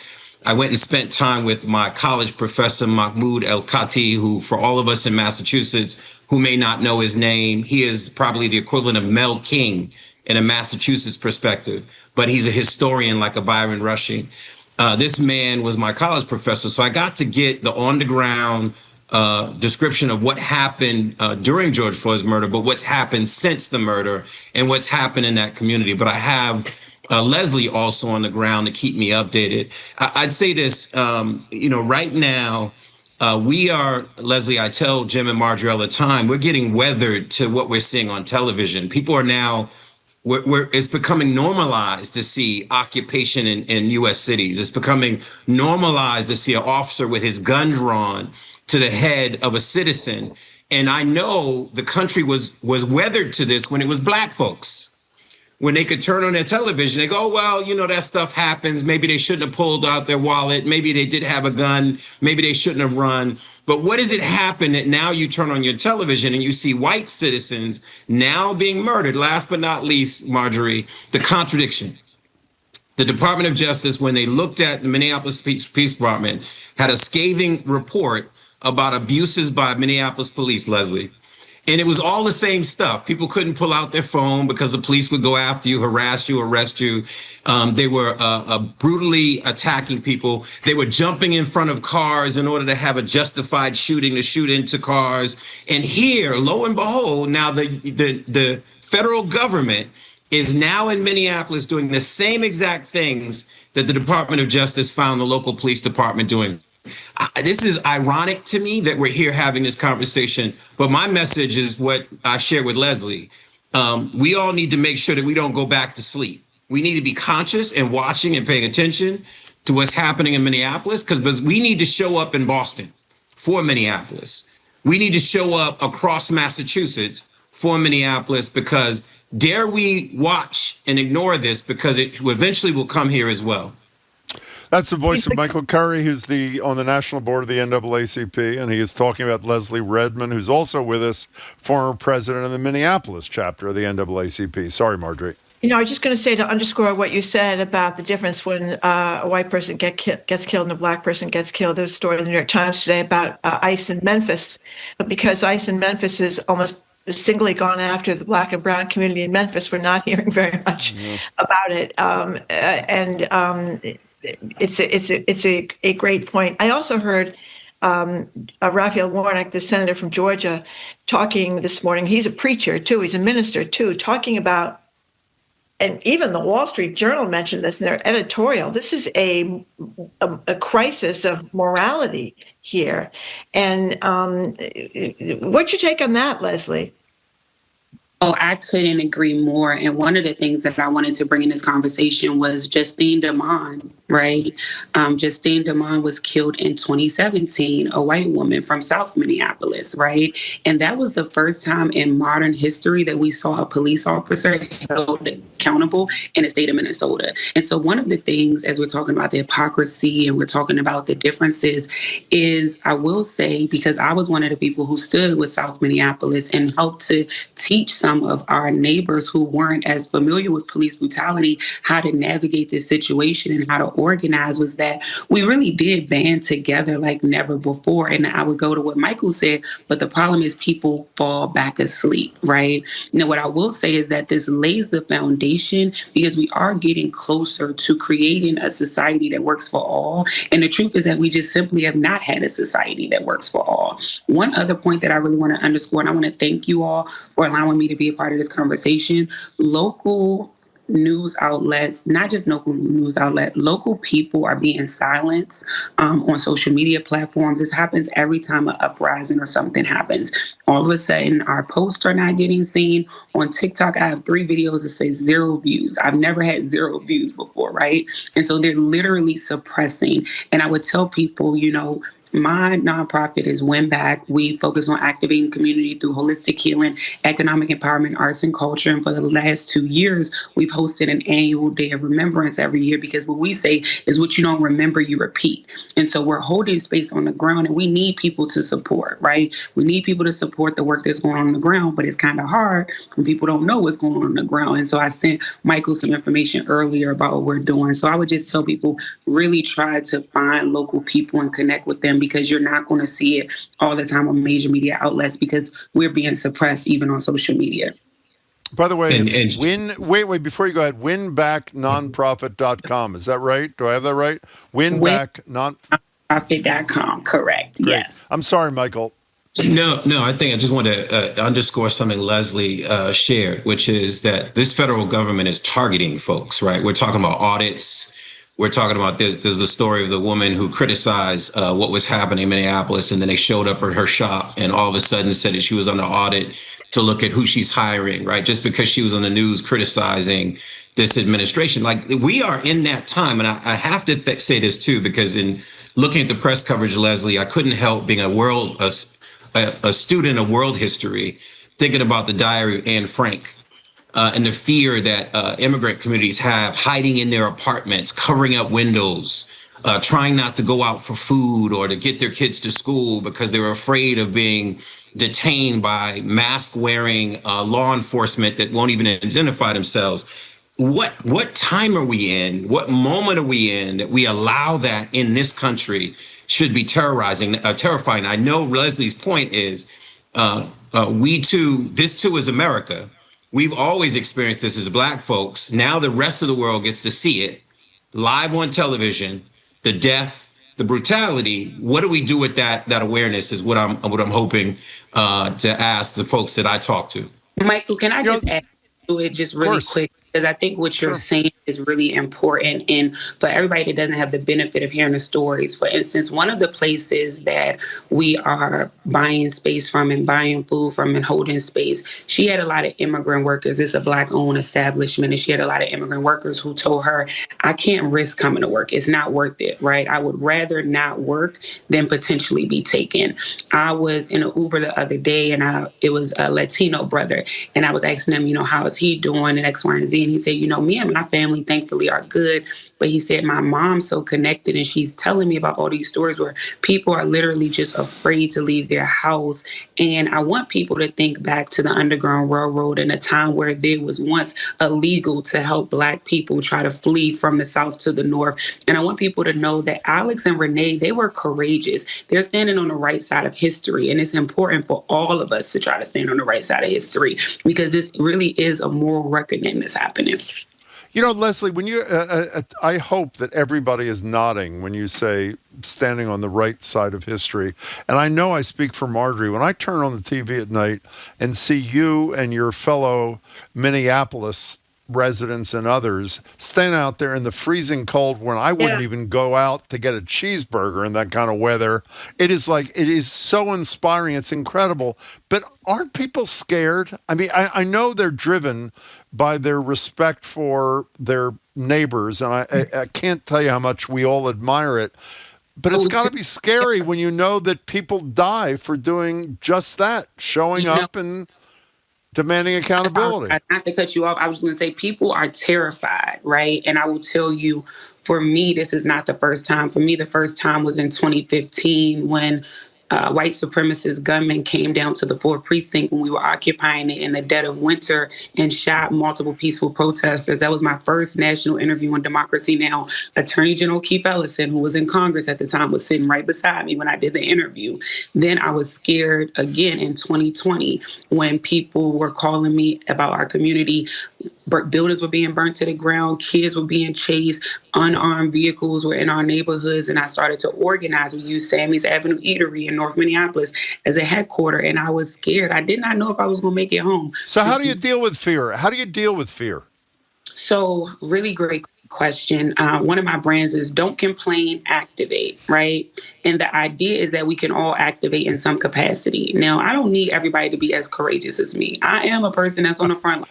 My parents are scared to death, okay? They wish I would just come and hide out in D.C. in my hometown with them. But I'm not a hider, right? Even though I'm afraid, I don't allow my fear to paralyze me. And I think that why so many people are coming out now is because they recognize that it could be them. I think a lot of people never thought it could be them, right? And now they're looking and they're saying, oh my goodness, this could be me. And so for me, what I tell people is learn from Alex and Renee. Don't let their life be in vain. Don't let them have lost their life for nothing, right? They lost their life standing up for justice. And so use some of their courageousness, use some of their encouragement, even if you don't have it. And what I would say for people who are believers, in the Bible specifically, it talks over and over about be not afraid, be courageous, because God knows we're going to be afraid. Being afraid is a part of it. You think David wasn't afraid when he was going up against Goliath? No, he was afraid. He just didn't allow his fear to paralyze him. So I would say be afraid, but don't be paralyzed by your fear, and still activate in spite of your fear. I want to be Jim, when I grow up, Leslie Redmond. I'll tell you right now. Go ahead, Michael. I'm sorry.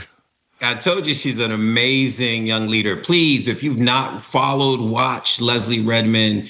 I think of her, I think about John Lewis. I think of Dr. King. I think of Diane Nash. She is a phenomenal young leader. Her words remind me when 1946, when the Martin Niemöller, I think his name, said, first it came for the socialists, I did not speak out because I was not a socialist. Then they came for the trade unionists, and I did not speak out because I was not a trade unionist.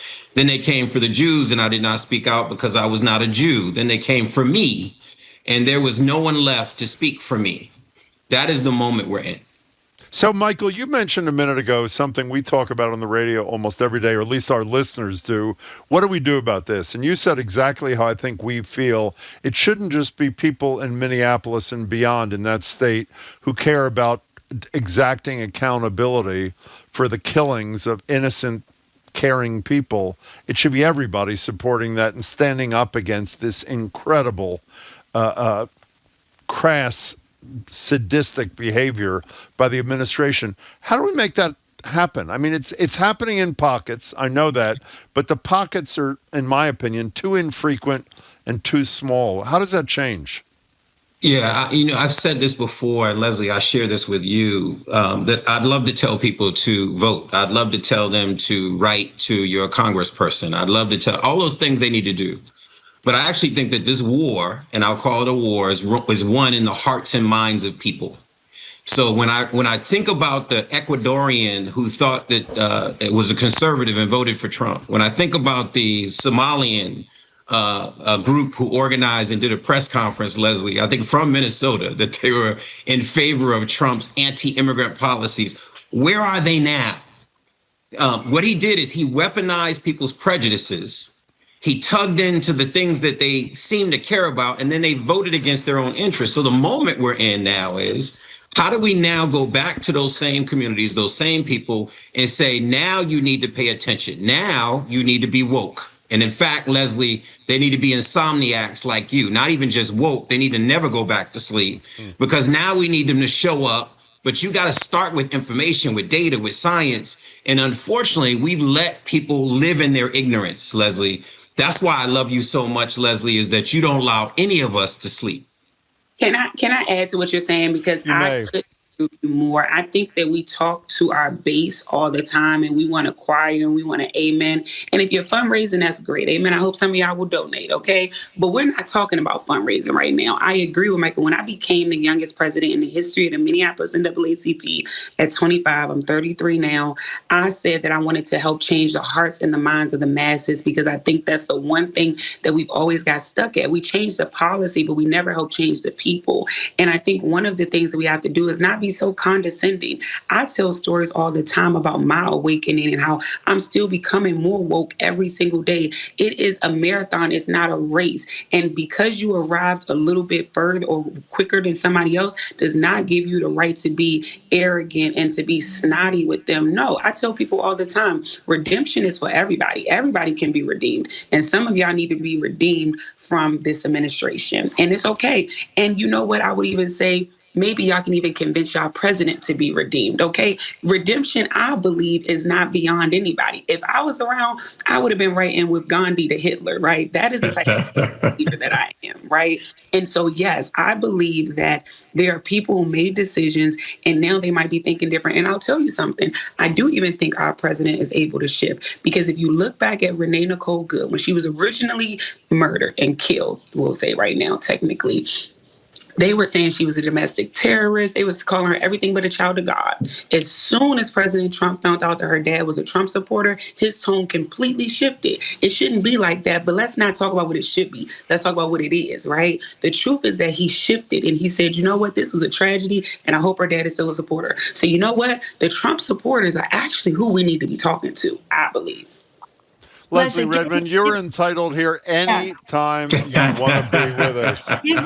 Give me your website one more time before you go. It's so it is WIN, WIN, back, BACK, nonprofit.com.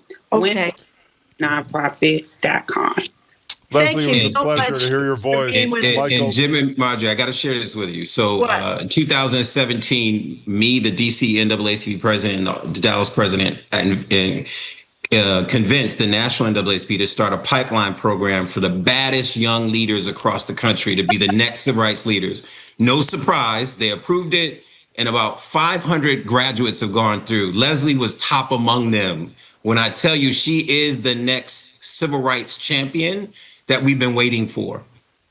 Well, I'm glad you took some time to be with us today, Leslie. Thank you so much for being with us. And thank you, Michael, for getting Leslie to us. I really appreciate you both being here.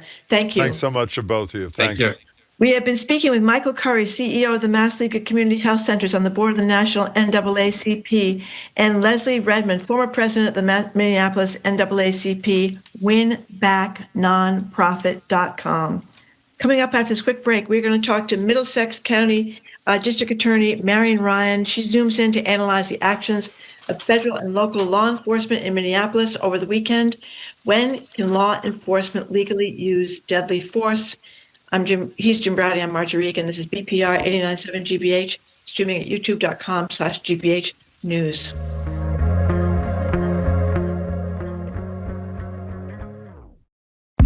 Pennsylvania Governor Josh Shapiro has a message for people who feel like pulling the covers over their heads and shutting out news and politics. Now is a time to engage, not to retreat. And the power we have is the power to vote.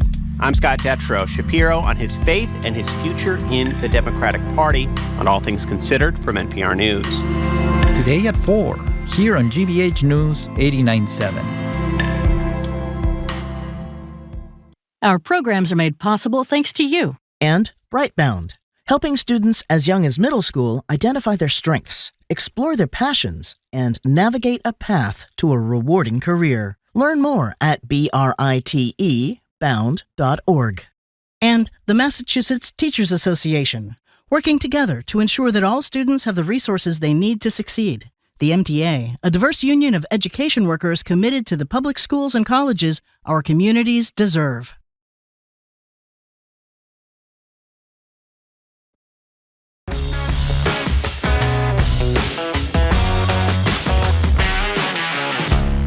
Welcome back to BPR. Marjorie Egan and Jim Browdy are streaming at youtube.com/GBH News. Back at the library tomorrow with the auditor, Diana DiZoglio. On Friday, noon to 1, Governor Healey will join us for an hour of Ask the Governor. We're going to continue to talk about ICE's actions in Minnesota.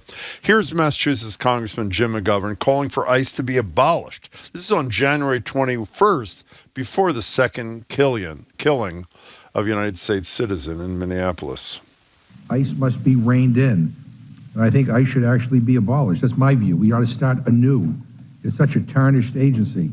But at a very minimum, we should not be handing DHS a single cent more without strong, robust, foolproof guardrails and real accountability. We're going to take your calls and texts again in about 10 minutes on what Congressman McGovern had to say and other related things out of Minneapolis. But first, here to tell us a bunch of things, including when deadly force is appropriate when used by a law enforcement officer, is the DA of Middlesex County. That'd be Marian Ryan. DA Ryan, we really appreciate your time. Thanks so much for joining us. Oh, Jim, happy to be here. Hi, Marjorie. Yeah, Hey. Thank you very much for joining us, Marian Ryan. So tell us, you've seen the videos we've seen, you've seen the news reports. What's your reaction to what's happened in Minneapolis? Obviously, there is the tragedy of a life that's been lost. And, you know, in all of this conversation, we can never lose sight of the fact that there's a family that is suffering. There's a bigger issue, but for them, there is nothing more personal than this loss. But the other piece of this, which is the reason that I've been out, I was with Senator Markey on Saturday, I've been at the protests for Renee Good, is we are engaged in an attack, in the fighting and attack on the rule of law in this country. We have lost touch with who we are.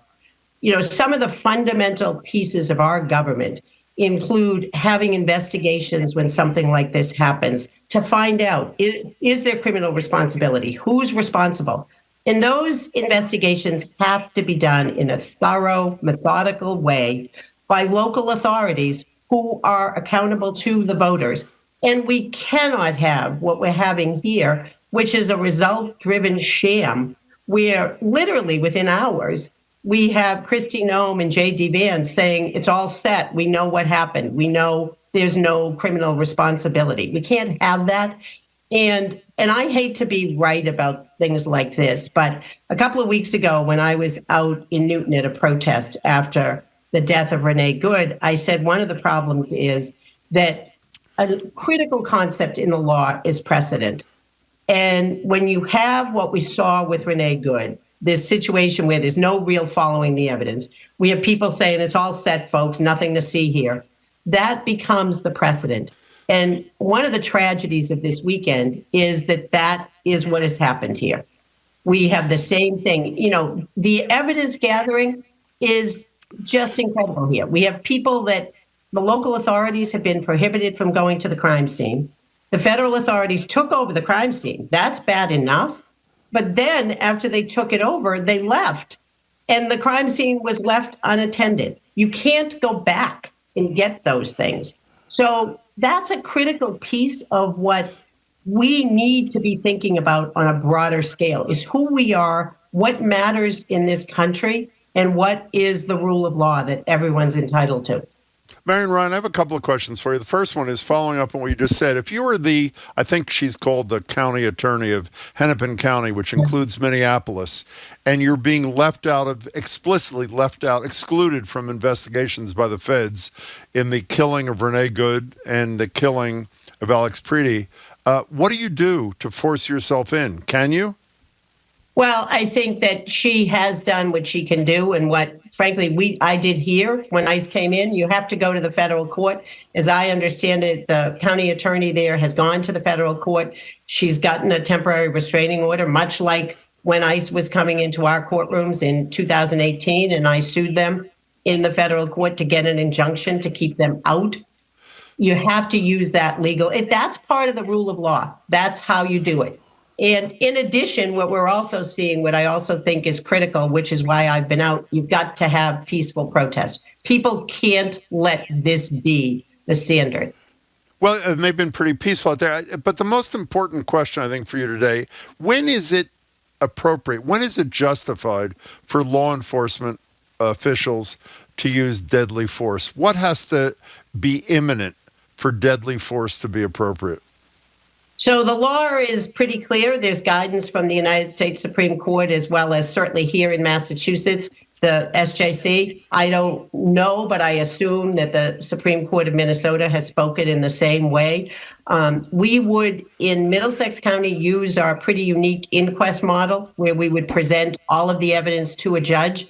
And the standard the judge is then implying is, in that moment when the force was used, was the officer or the agent acting under a reasonable, objective belief that either they or a member of the public was in imminent danger of death or serious bodily injury. That's the standard. Have you ever encountered a circumstance in your whole life when a person is lying on the ground and has had their weapon taken away, where they pose an imminent threat of death or serious injury to a law enforcement officer? Is that even possible?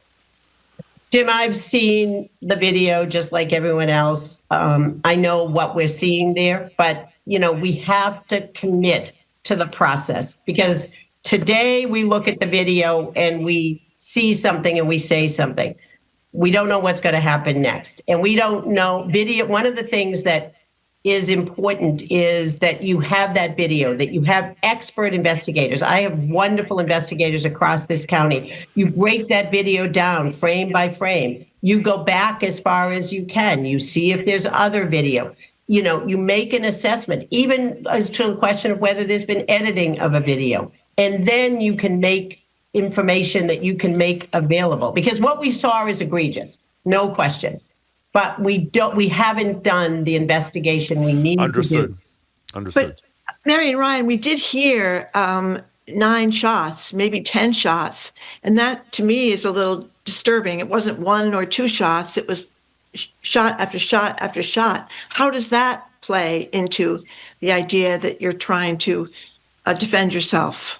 And that is going to be one of the factors, as is was there a weapon? One of the things that I saw that I have questions about is Mr.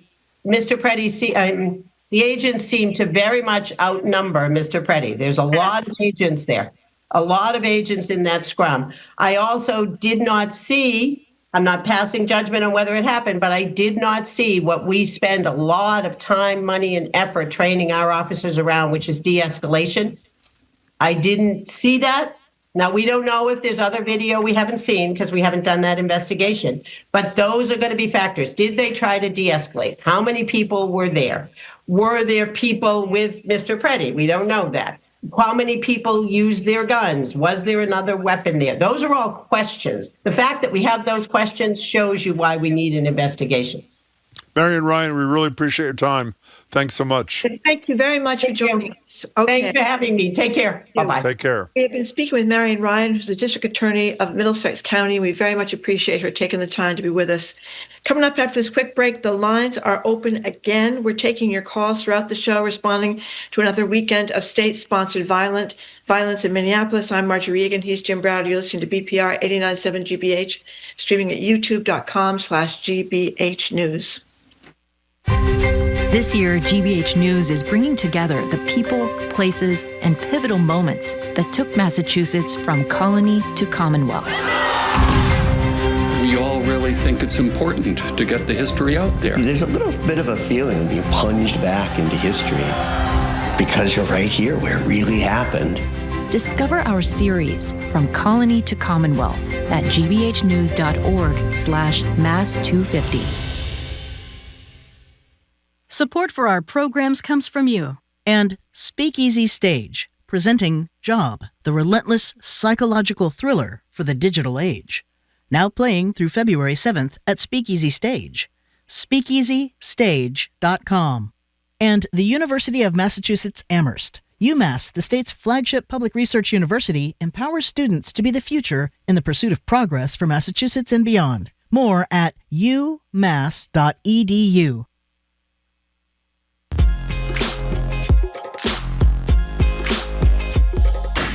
Welcome back to BPR. Marjorie Egan and Jim Browder, streaming at youtube.com/GBH News. As we told you at the top of the show today, we're going to spend much of each hour talking to you and getting your thoughts on what you've seen out of Minneapolis and the killing of Alex Pretti, not to mention Renee Good before that. Our number is 877-301-8970. Here's Minneapolis Mayor Jacob Frey this weekend calling on the Trump administration to turn down the temperature. I'm done being told that our community members are responsible for the vitriol in our streets. I'm done being told that our local elected officials are solely responsible for turning down the temperature. Just yesterday, we saw 15,000 people peacefully protesting in the streets, speaking out, standing up for their neighbors. Not a single broken window, not a single injury. You know, Mayor Frey says, I'm sick of hearing X and Y being held responsible. If you didn't hear it, Dana Bash did a wonderful interview with this Bovino character. Here is who he says was the actual victim in the killing of Alex Pretti. Here's Bovino, then you'll hear Dana Bash. Follow directions for law enforcement. Don't inject yourself knowingly beforehand into a law enforcement situation. With respect, it feels as though in some ways you're blaming the victim here. The victims are the Border Patrol agents. I'm not blaming the Border Patrol agents. The victim are the Border Patrol agents. The suspect put himself in that situation. The victims are the Border Patrol agents there. 3 times, the victims are the Border Patrol agents, says Bovino. And didn't she ask him as well, what was he suspected of, Alex Pretti? What was he suspected of? And I don't think he answered that. Every time she asked him a question using the language that had come out either Miller or Bovino himself or Christine Nome, in all those circumstances, his response was, we're reviewing the matter. This is one of the few the victims are the Border Patrol agents who killed Alex Pretti. 877-301-8970. I'm sorry. But as you just heard Marian Ryan said, just like in the Renee Good case, they're not investigating the matter in a very thorough way, since in the Good case, they left the crime scene to be where she was shot open to be adulterated, and they've done the same thing apparently in Minnesota. And in both cases, they're refusing to let federal and state authorities get involved because obviously they're trying to hide and spin what really happened. State and local authorities, not federal and state. They're refusing to allow state and local. Yeah. Can we play one more piece of sound before we get call to 877-301-8970. You all know Charles Barkley, former basketball player, great basketball announcer. The Timberwolves Warrior game in Minnesota was postponed by the NBA after the killing of Alex Pretti, and Barkley reacted to the reschedule during a broadcast of the tip-off on ESPN. It's going to end bad. It's already ended badly twice. And somebody's got to step up and be adults, because, man, 2 people have died for no reason, and it's just sad. You know, it is so important in my estimation when these conversations go beyond the usual suspects in high places. Not only Barkley did this, do you know when they did replay the Minnesota game the next day, they put a picture, the team put a picture of Alex Pretti on the Jumbotron, and after a few minutes, and I think that was spectacular, the fans there started chanting F Ice, by the way. So even basketball fans there had a take on what was happening in their own community. Our number is 877-301-8970. If you weren't listening at the beginning and we're busy this weekend with no evidence, the head of Homeland Security said that Alex Pretti was brandishing a weapon, which the video shows clearly he was not. He was carrying a weapon legally, which is what people like Trump are always saying is what you should do to stay safe. The DHS Twitter account, X account, said he wanted to impose maximum damage and massacre law enforcement officials. There was none of that. And Stephen Miller, who is always willing to jump to the worst conclusion about anybody who does not pledge fealty to him and his boss, called him a would-be assassin. And even after the videos came out, not one of them had the decency or the honor to say that they were wrong. 877-301-8970 is the number. Let's go to Joseph in Minneapolis. Joseph, great to hear from you. Hi there. Thank you. Hello. Hi. Hello. You're on. Hi. Okay. Joseph. Yep.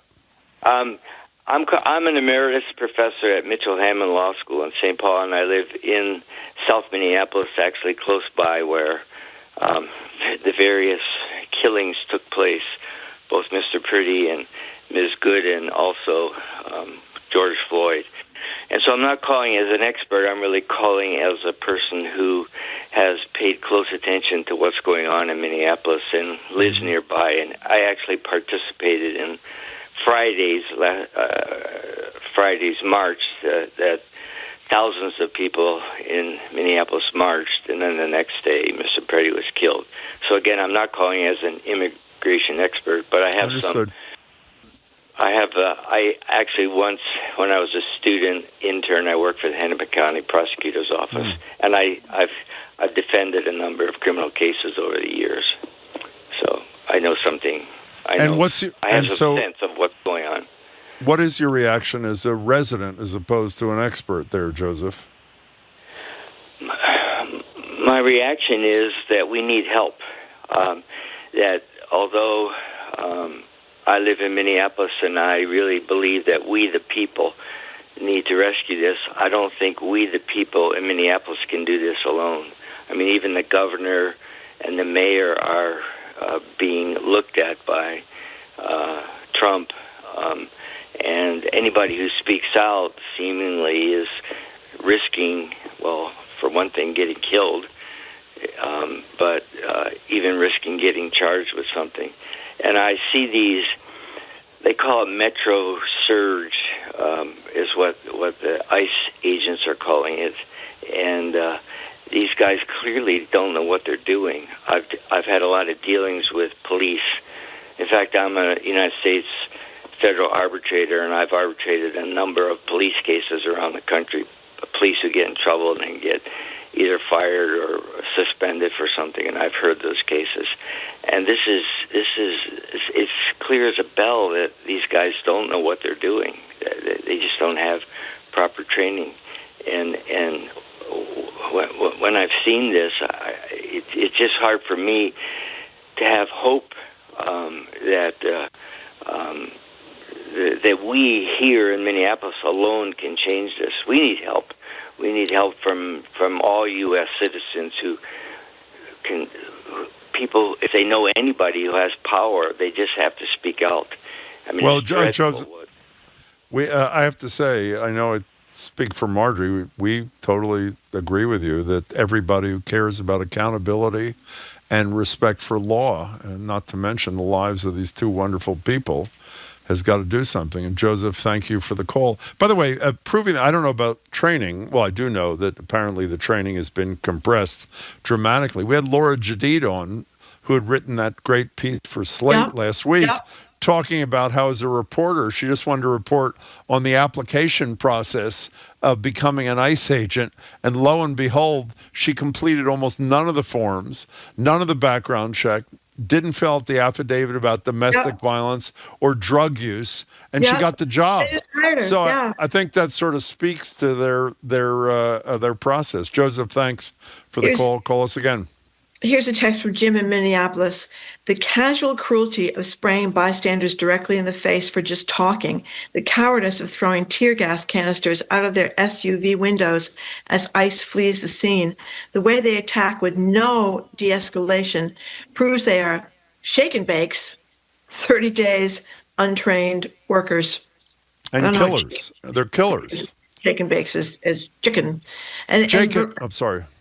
Verena from Dartmouth wants to know, at one point, will Republicans do their job and stop this insanity? Will it take one of their own family or friends for them to do the right thing? It seems like unless it hits home, they don't care. This is disgusting and appalling.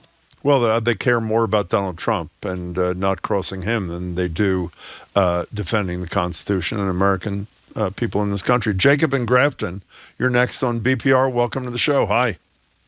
Hi, how are you? Good. Fine, Glad thank you you. called. Good. So I'm 23. I'm pretty young. And so we're all on our phones and we're seeing what's happening.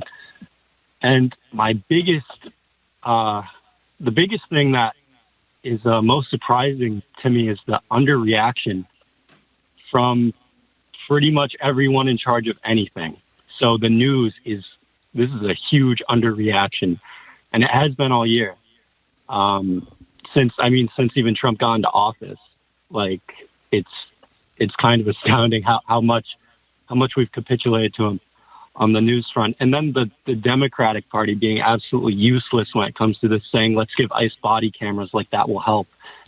Jacob, in fairness, they haven't done it yet. And I'm not saying it's the whole kettle of fish. It appears that a bunch of Democratic senators are going to refuse to vote for the Homeland Security budget, $60-some billion, $10 billion for ICE, which is, at least legislatively, a pretty important step, don't you think? You're right. Assuming they do it. You're right. Yeah, I agree. That's good. I think it's a little late. Up until about a week ago, they were not in support. They made no claims of like trying to create any sort of resistance to it. They were gung ho about the same bill. So it takes, I don't know, for me, like 30 people died in ICE custody last year. 2 white people die, and now it's time to draw the line. Not to make it about that, but it's like, it's late. We're late on this, and I don't know. And the law enforcement capitulation in Minneapolis too is just letting it happen. It's kind of, I don't know. The people are going to have to stand for the people, I think. I we agree. really think it's... Well, yeah. take a little bit, Jacob, with law enforcement just standing around. I mean, they're outnumbered 5-1. There's 3,000 ICE people. There's 600 cops, and a lot of the cops are spending a lot of time answering calls to people about the regular stuff they have to do every day. So I've been pretty impressed, actually, by the chief of police out there. I think he's been very hard. Jacob, thank you for the call. Thank you. Should play a little sound from the police chief, Brian O'Hara. He was on CBS Face the Nation yesterday saying state and local officials have been unable to substantially investigate the scene themselves, and he urged people to believe what they see in the publicly available videos. Well, I've seen the videos just as thousands of people around the country have, and the videos speak for themselves. I think it's deeply concerning, the things that are being said. This is an individual that was a city resident. It appears that he was present, exercising his First Amendment rights to record law enforcement activity, and also exercising his Second Amendment rights to lawfully be armed in a public space in the city. That's really important, as we've said repeatedly. People like the Trump administration have been saying that's the way you stay safe in this country. Arm yourself. He armed himself legally. He never brandished that weapon, at least it's not in any video, as Kristi Noem said in her usual sycophantic to Trump sort of way. He did what they told him to do, and he's dead as a result of it. Aaron in Hopkinton, you're next on BPR with Marjorie Egan and me, Jim Browdy. Hi. Hey, Jim and Marjorie. I don't know how we push back on this, because it's just the total hypocrisy of these MAGA folks is just, it really makes my brain hurt. You know, not long ago, Rittenhouse was their champion for bringing an AR to a protest and killing a guy with a skateboard. And now, what was that? She said two people in Kenosha. Yeah, go ahead. And now, it's this Alex guy is a domestic terrorist because he goes there as a nurse and tries to aid somebody and happens to be carrying a weapon. Like, it's just, no matter where you go with that, they will do a 180 on it. I mean, mass guards, mass government people in the streets. How long have we heard the conspiracy theorists and the MAGA folks scream about that when it was Obama or something? And now they're all for it. And there was a great op-ed in the Globe the other day about how protest is really important, but it's not enough. I mean, I really just wish, as the last guy said, that the Democratic leadership would stand up and really get forceful about this, but they're not. And we saw how they handled the government shutdown. I just don't think that they have it in them to really push back on this. We'll see if they block the funding, but we saw that they dropped the ball with the shutdown and when really got against the wall.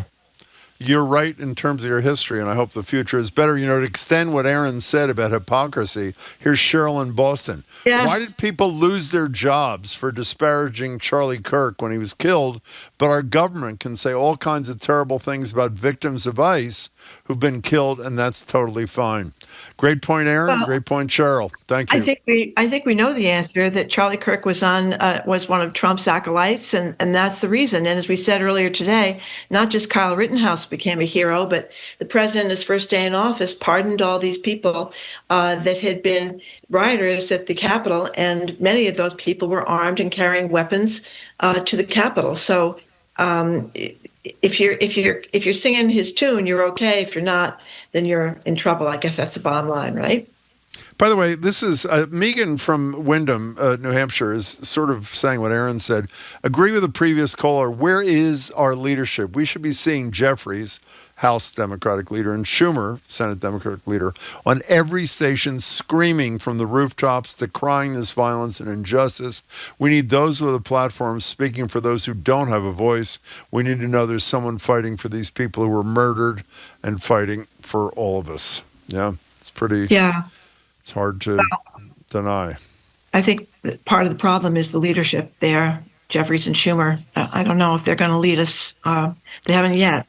You know what's incredible, by the way, is not only Obama finally spoke and Bill Clinton finally spoke. Yeah. Obama and Michelle Obama said something. Bill Clinton actually used the term lies, referring to what's coming out of Trump's mouth, which you don't hear that often, Marjorie. And I know it's just three voices, but it's three we haven't heard much from during Trump.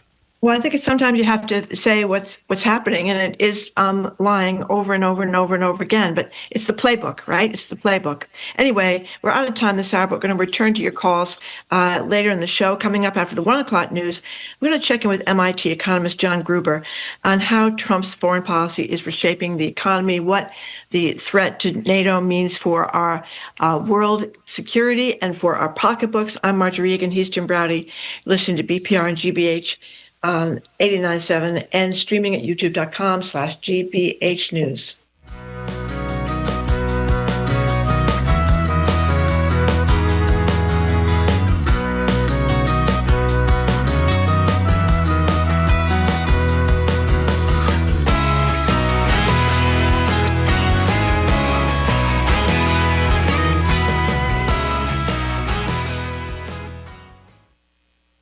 For that next birthday, holiday, or special occasion, you can give a standout gift. A GBH membership. Thousands of hours of your favorite PBS shows, event deals, and local business discounts. Learn more at gbh.org/gift membership. Support for GBH comes from you. And the Museum of Science, featuring exhibits for all ages, from indoor lightning storms to live animals to modern robotics and hands-on design challenges. More at MOS.org. And MIT Sloan Executive Education, offering 2 to 3 day courses and executive certificates for professionals seeking cutting-edge business insights on innovation, cybersecurity, AI, and more. Info at executive.mit.edu. You're listening to 89.7 WGBH HD1 Boston. Online at gbhnews.org. GBH News. What matters to you? I'm Jim Browdy, head on Hour 3 of BPR. With all the talk about how Donald Trump is shredding our international alliances, making every nation that isn't China and Russia less safe, MIT economist John Gruber takes a macroeconomic look at Trump's actions on the world stage. I'm Marjorie Egan. Then we'll check in with Massachusetts Congressman Seth Molton on the congressional response to ICE's ongoing terrorization of Minneapolis and other cities around America. Then we'll end the show with you. More of your calls and texts on another weekend killing at the hands of Trump's ICE army. Where does it end and what's next for us all? That's all the third hour of BPR 89.7 GBH.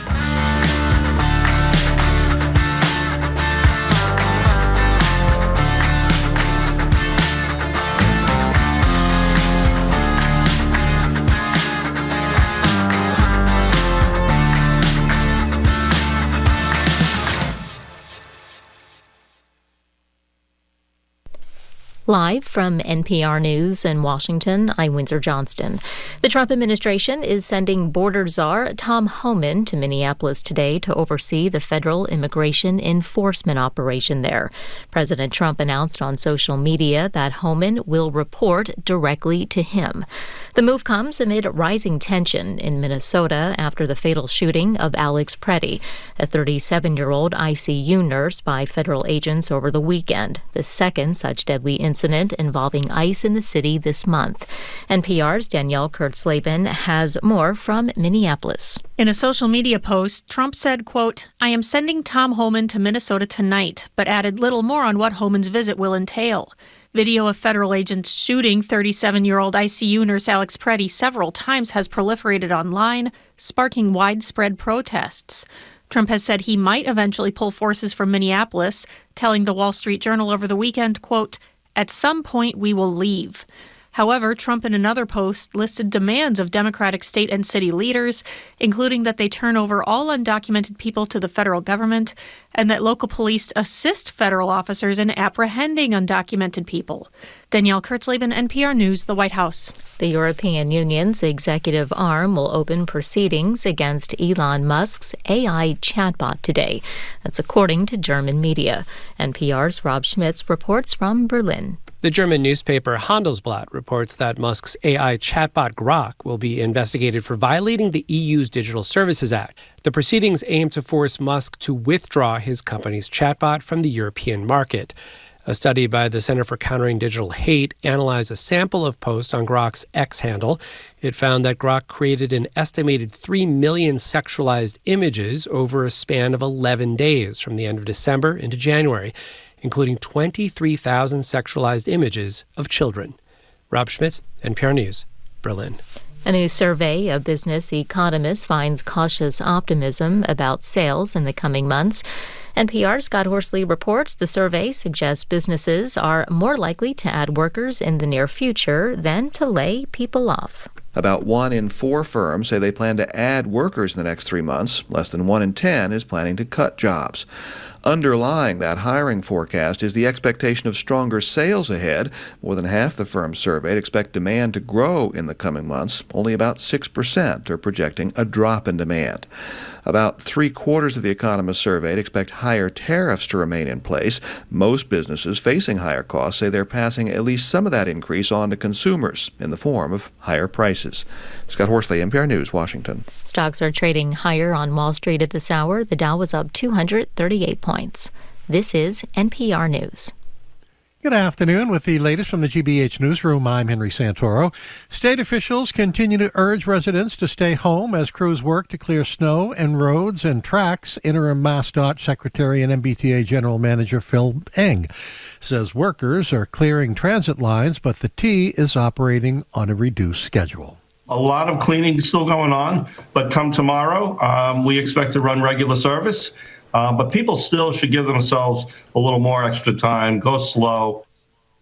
Service on the Red Line's Mattapan branch has been suspended with shuttle buses replacing trolleys, and it is still pretty slippery out there, so do be careful if you are heading out.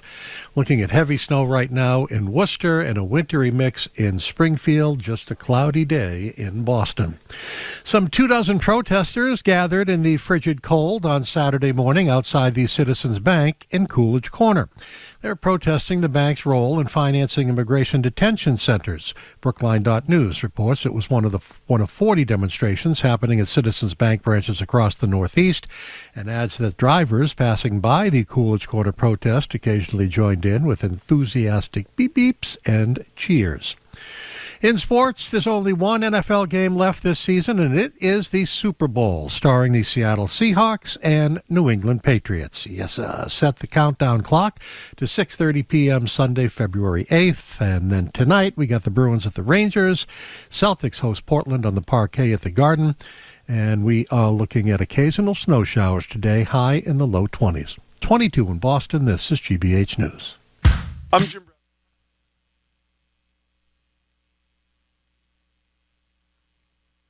Support for NPR comes from NPR stations. Other contributors include Fisher Investments. Fisher is committed to helping clients stay on track to reach their financial goals and enjoy a comfortable retirement. FisherInvestments.com. Investing in securities involves the risk of loss.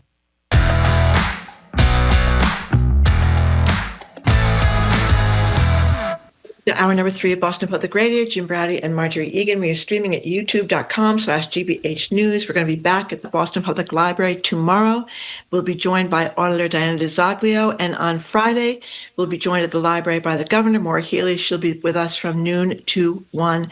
Seth Molton is going to be with us a little bit later this hour, Congressman Seth Molton, to talk about what has happened in Minnesota. Hello again, Jim.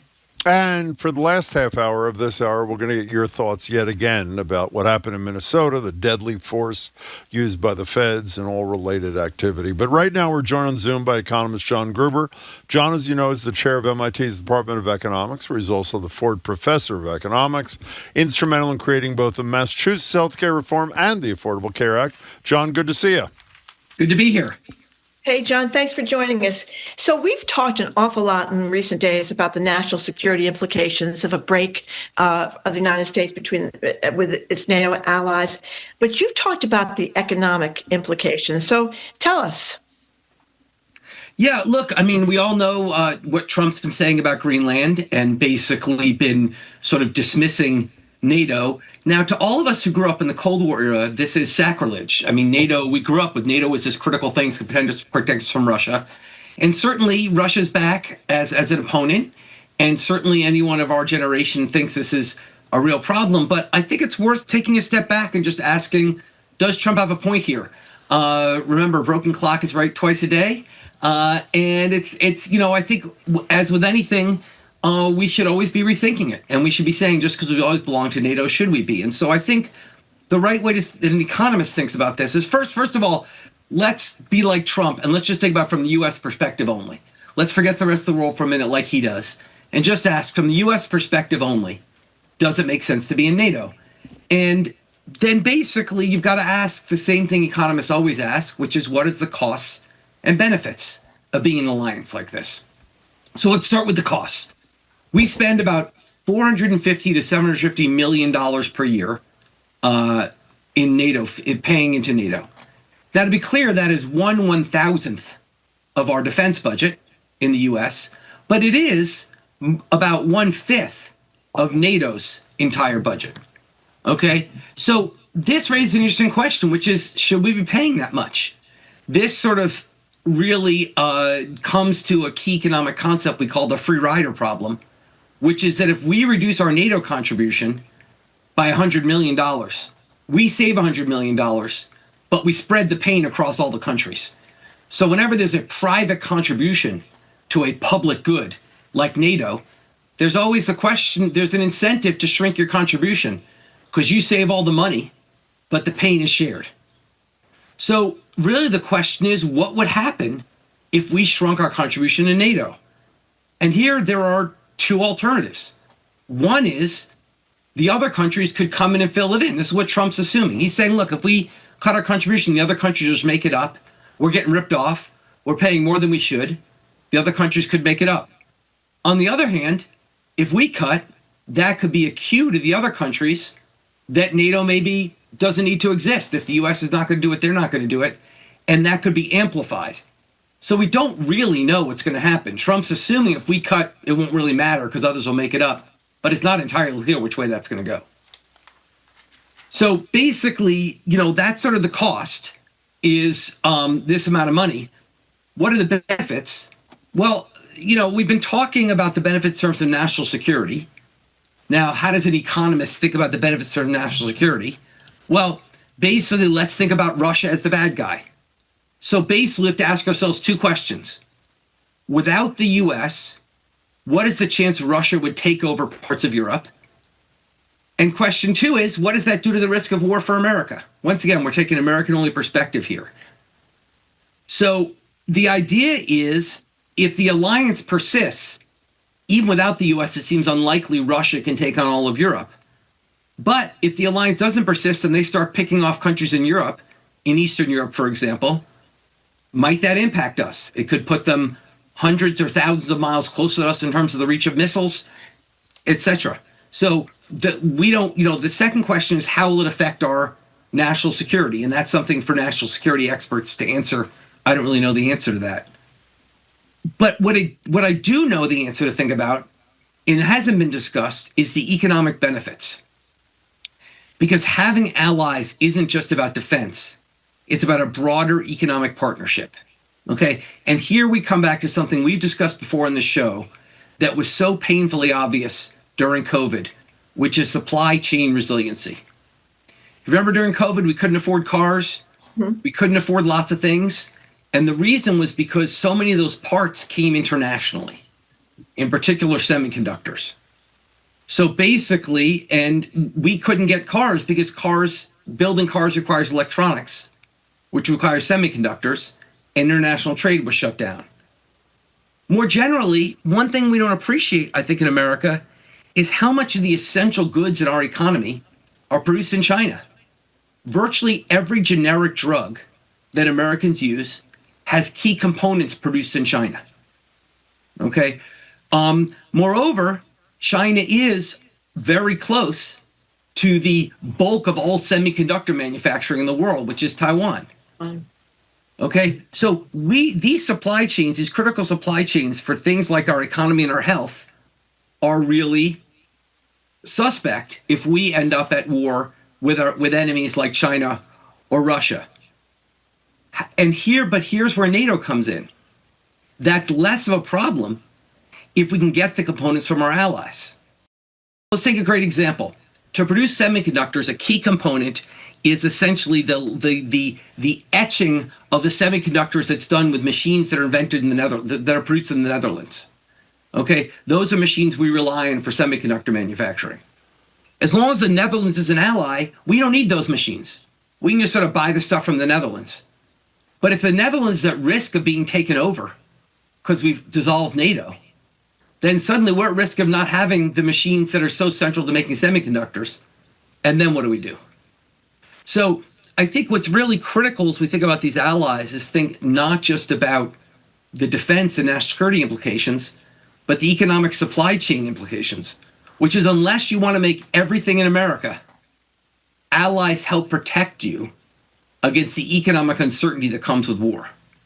How about the other, beyond supply chain, though, thing, John Gruber, how about the economic impact of places like Canada deciding that a more reliable trading partner is China rather than the United States? And then not only what's the economic impact of that, and then when they cut a deal, as Carney, the prime minister, did with China when he was in Beijing the other day, when he does cut a deal, Trump does what he does when anybody looks at him cross-eyed. He raises the tariffs to 100%, so that a lot of the building materials that we get in the United States from Canada are too expensive to continue to build housing. It's sort of like a double or triple whammy, no?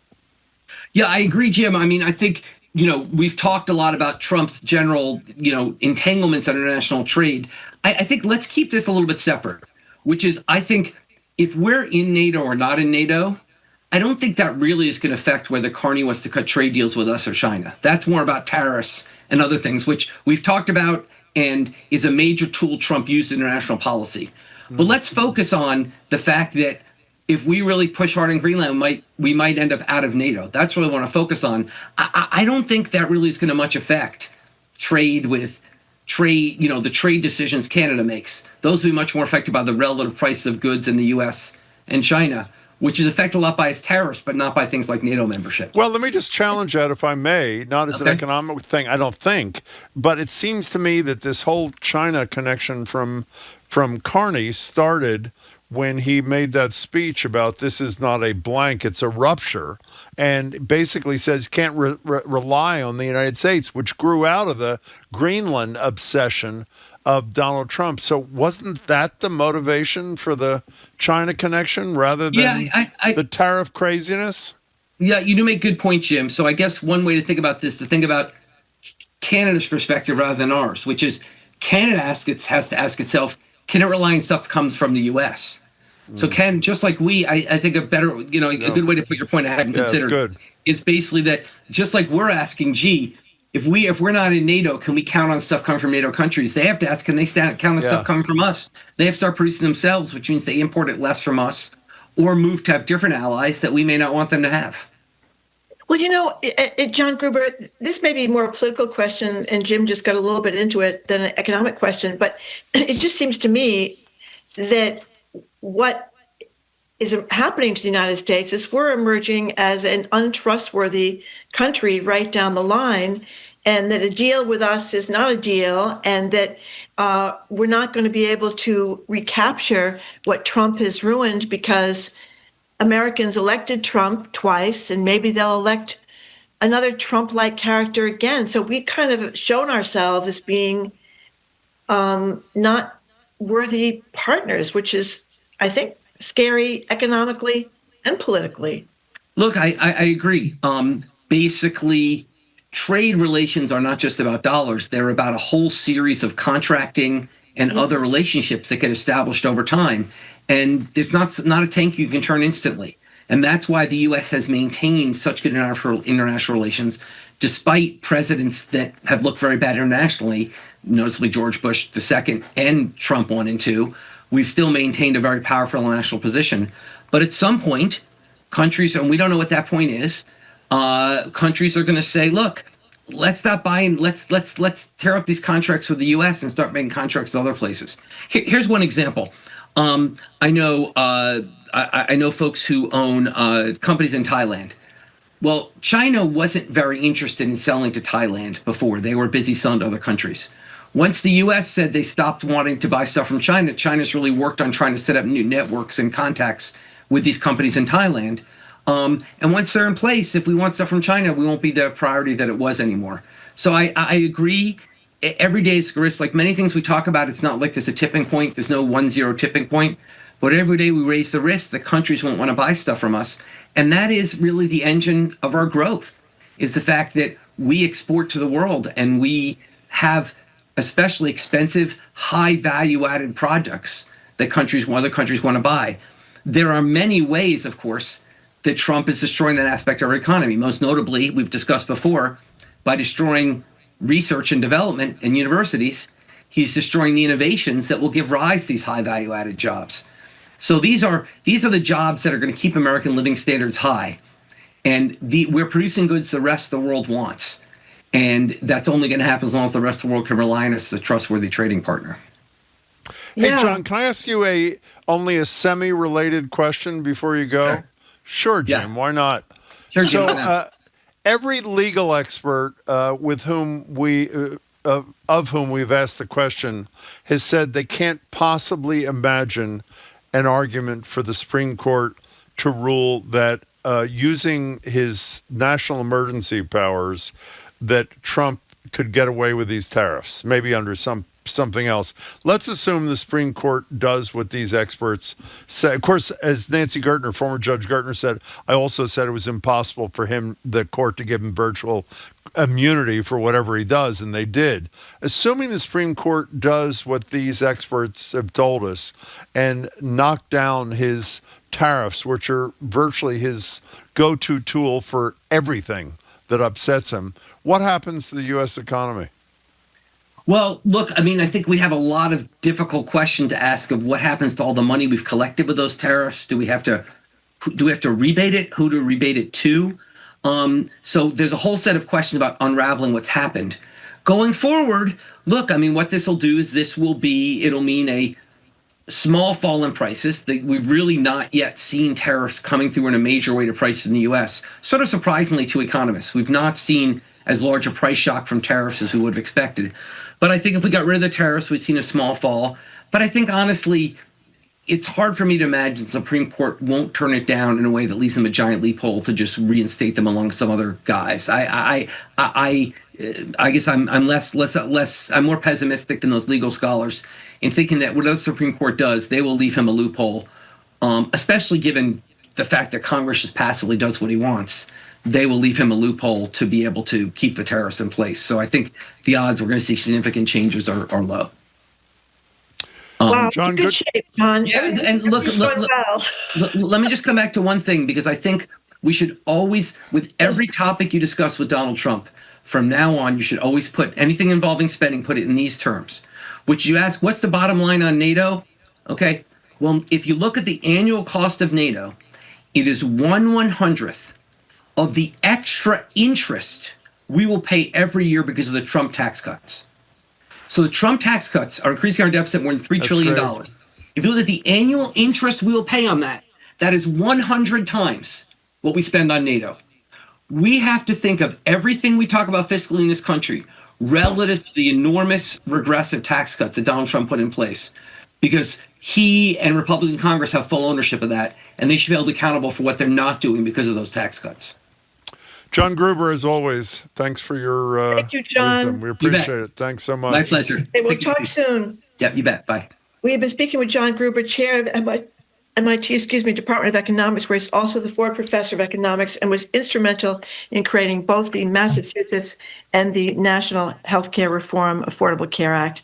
Coming up Marjorie, before we take a break, because I don't think Congressman Molton has zoomed in yet, can we just play a little relevant sound from Governor Healey? She had a press conference an hour ago about the storm response, and she was asked about the killing. Oh, I take it back. We'll play it in a few minutes because the congressman's waiting for us. We'll now take a break.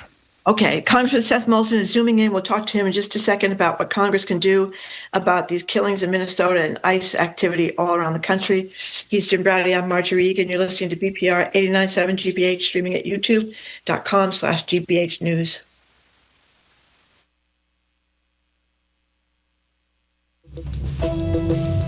I'm Arun Rolfe.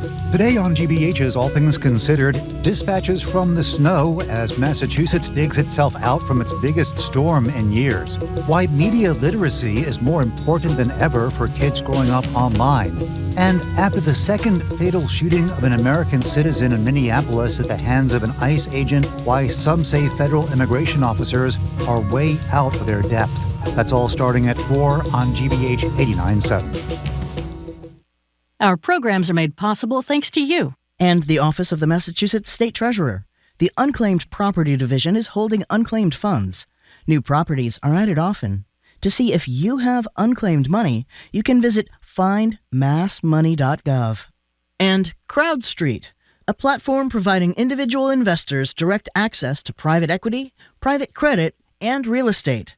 Learn more at crowdstreet.com.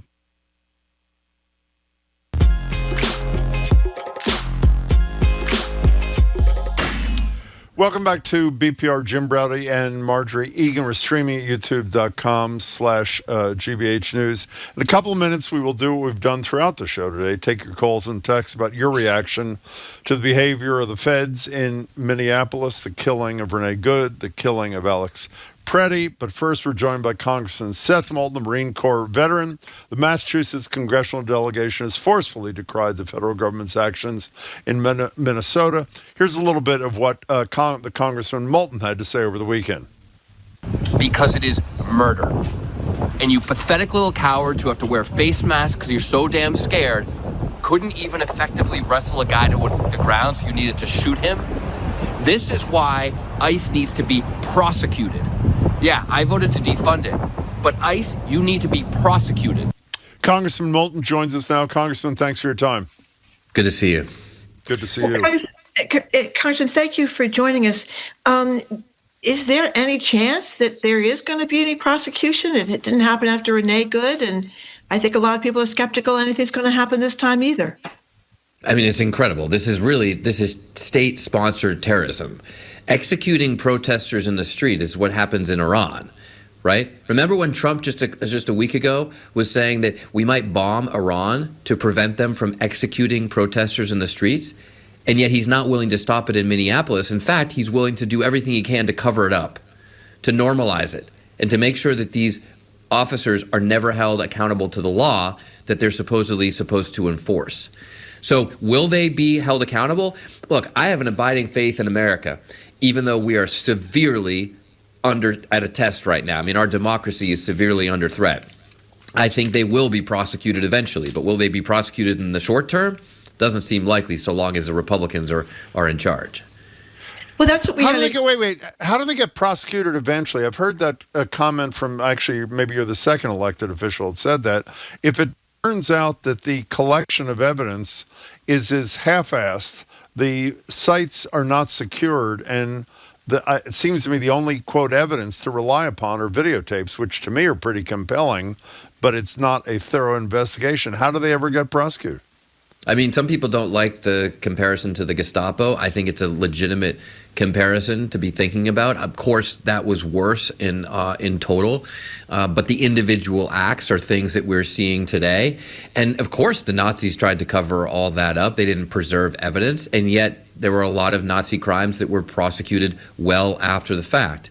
So I do think there is a precedent here for holding people accountable, even if evidence is confiscated if they're trying to cover it up in the short term. You know, we've had a couple of callers who've been talking about this all day long who are frustrated. They think that the Democrats aren't going to be able to do anything because they are outnumbered and they're and that ICE is going to remain. I mean, Trump is saying different things. Maybe he'll take them out at some point, et cetera, but that this is just going to keep happening in Minneapolis or then move someplace else. So what really can you do? Well, first of all, we can be so outspoken about this in holding Republicans accountable that they have to start saying something. And thankfully, just in the last 24 hours, that has started to happen. There are about 3 members of the House or Senate on the Republican side who have said we need to have an investigation. Even the great Marjorie Taylor Greene questioning the Trump administration on this. It's amazing that where political courage can come from in the Republican Party these days. But that is starting to have an effect. I mean, I have been calling out Republicans specifically by name, including Minnesota Representative Tom Emmer, one of the top-ranking Republicans in the House of Representatives, for completely betraying his oath to the Constitution and his duty to serve the people of Minnesota. So I do think it's starting to have an effect, and ultimately we have to get a few more Republicans to come on the right side of truth, history, and the law, and put a stop to this. But the other thing we have to do, Marjorie, is we got to win. We got to win the midterms by a lot. We got to win the midterms big. We got to out with the old, in with the new. Democrats have to show that we can make changes to win back the people that we lost in the last election. And that, by the way, that does take change. You can't just keep doing the same old thing and say, I know you rejected us last time, but vote for the same thing this time. But if we show that we are willing to change, that we can stand up and fight the way the American people want us to fight, then we're going to win these midterms big, not by a little, and then we'll have a real mandate to do all the things that Americans want us to do to hold these Republicans accountable to the law. Yeah, but Seth Molton, if the rate continues, and we all hope it doesn't, the killing an American citizen exercising their First Amendment rights at the rate of once a week, there'll be 40 more dead people by the November elections. Your Senate Democratic colleagues say, some of them anyway, they're going to vote against this extension of ICE funding. I think it's $65 billion overall, $10 billion for ICE. Even if they were to do that, what's the practical consequence in terms of ICE's ability to continue to operate and abuse people like they've done? What would happen if they voted against the funding? Well, it remains to be seen exactly. Obviously, Congress is supposed to have the power of the purse. But under Trump, the Republicans have basically ceded it to the White House, and the White House has shown that they're willing to go around the law to continue funding things. Remember, not that long ago, we had a government shutdown, and the troops were not going to get paid, and then Trump just basically violated the law and used funds he was not allowed to use in order to get them paid and avert a political problem for him. So you're right to raise these questions, Jim. We're in unprecedented times with a completely lawless administration, but it doesn't mean that Congress shouldn't try. It doesn't mean that we shouldn't use every lever that we have. I mean, I can't frankly believe the Democrats in the House who voted to fund ICE just a week ago. I certainly wasn't one of them. I've voted against funding bills just to use this leverage, and it will eventually have an effect. I mean, look, Republicans are starting to realize they've got a real problem with health care because we've been calling them out on health care. So we've got to do these things and use whatever lever we have in the short term and not lose sight of the importance of winning the midterms and winning them big. By the way, people say, what about the midterms not happening, Seth? Well, again, legitimate concern. But you know how you prevent that? It's by being way ahead in the polls. Because Trump can influence the midterms if they're like, you're a half point off or whatever. It's one thing to ask the attorney general in Florida, in Georgia rather, to find 20,000 votes. It's another to ask him to find 1 million votes, right? So we got to have a big lead going into these midterms in the polls to make it much harder for Trump and his goons to manipulate or influence the election. Well, I think a lot of people are worried about that these things of all these troops in the streets are preliminary to what we may see in blue states in the election, intimidating people of color or anybody who speaks Spanish, even if they're American citizens, from voting. And Pam Bondi, the Attorney General, earlier said, well, they'll get out of Minnesota, the ICE, if you tell us everybody who's illegal in the state, and we'll get to see the welfare rolls and we'll get to see voter rolls. And so that they end up, the federal government ends up running the election. Now, Minnesota people have said they're not going to do that. But I think that's what so many Americans are worried about, that the midterms that they'll be rigged.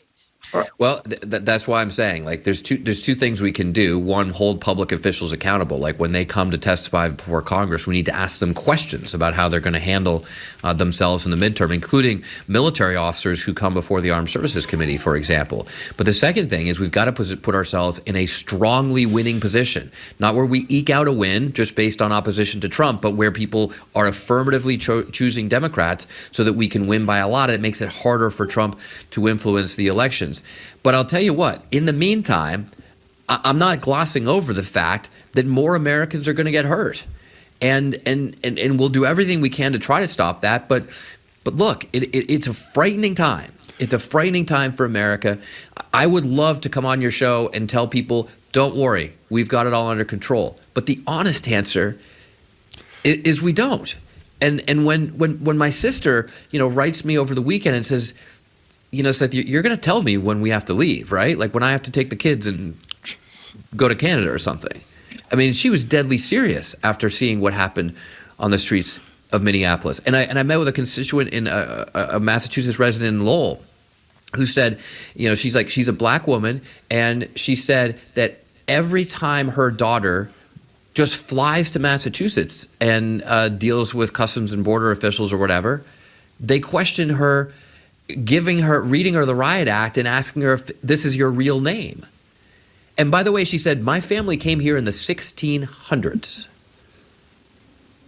But that's just because she doesn't look white. Seth Molton, can we bring up a unrelated, other than the fact that it's Trump inspired? Of all the nauseating things that he has done, let's say in the last week, right up there at the top was he made a comment about, and by the way, we're talking to not just the congressman, but a guy who served 4 tours of duty in Iraq. He was on the air talking about the United Kingdom, a place where, for the most part, the new Prime Minister, Keir Starmer, has gone out of his way to try to charm Donald Trump in every way he can. Here's what Trump said. They, talking about Afghanistan, sent some troops there. They stayed back a little off the front lines. And Keir Starmer responded by not only saying that 457 Brits were killed in Afghanistan. Here is what his response to Trump's remarks were. I consider President Trump's remarks to be insulting and frankly appalling. My message to Donald Trump would be that you need to turn around and say, these were unfortunate remarks. I didn't mean to denigrate the contribution that certainly the United Kingdom has made to the United States fighting on operations in places like Iraq, Afghanistan, and other theaters. And by the way, even Rod Stewart, a right-winger that he is, called Trump a draft dodger and criticized him. Trump subsequently, in an interview, called the Brits among the greatest of wars. Of course, he never apologized, which he never does for anything. What was your reaction to Trump's comments about a country who sacrificed 457 of their people for the cause? Well, first of all, he is a draft dodger. And what he should have said is very clear, very simple. He should have said 457 British families made the ultimate sacrifice, not just for the United Kingdom, but even more for the United States of America, because all of this was in response to an attack on America. 457 British families fought with us in Iraq and Afghanistan. And my family, the Trump family, did nothing. That's what he should say. Congressman Molton. Oh, I just want to ask one more thing. No, go ahead. Sure. I have time. Congressman, I'm thinking if Trump were a regular politician looking at the midterms, or he's not going to be running again, we hope, but you'd say, okay, I closed the border. I did what a lot of Americans wanted to do, and it was a big thing in the election. I closed the border. People aren't coming over the border anymore.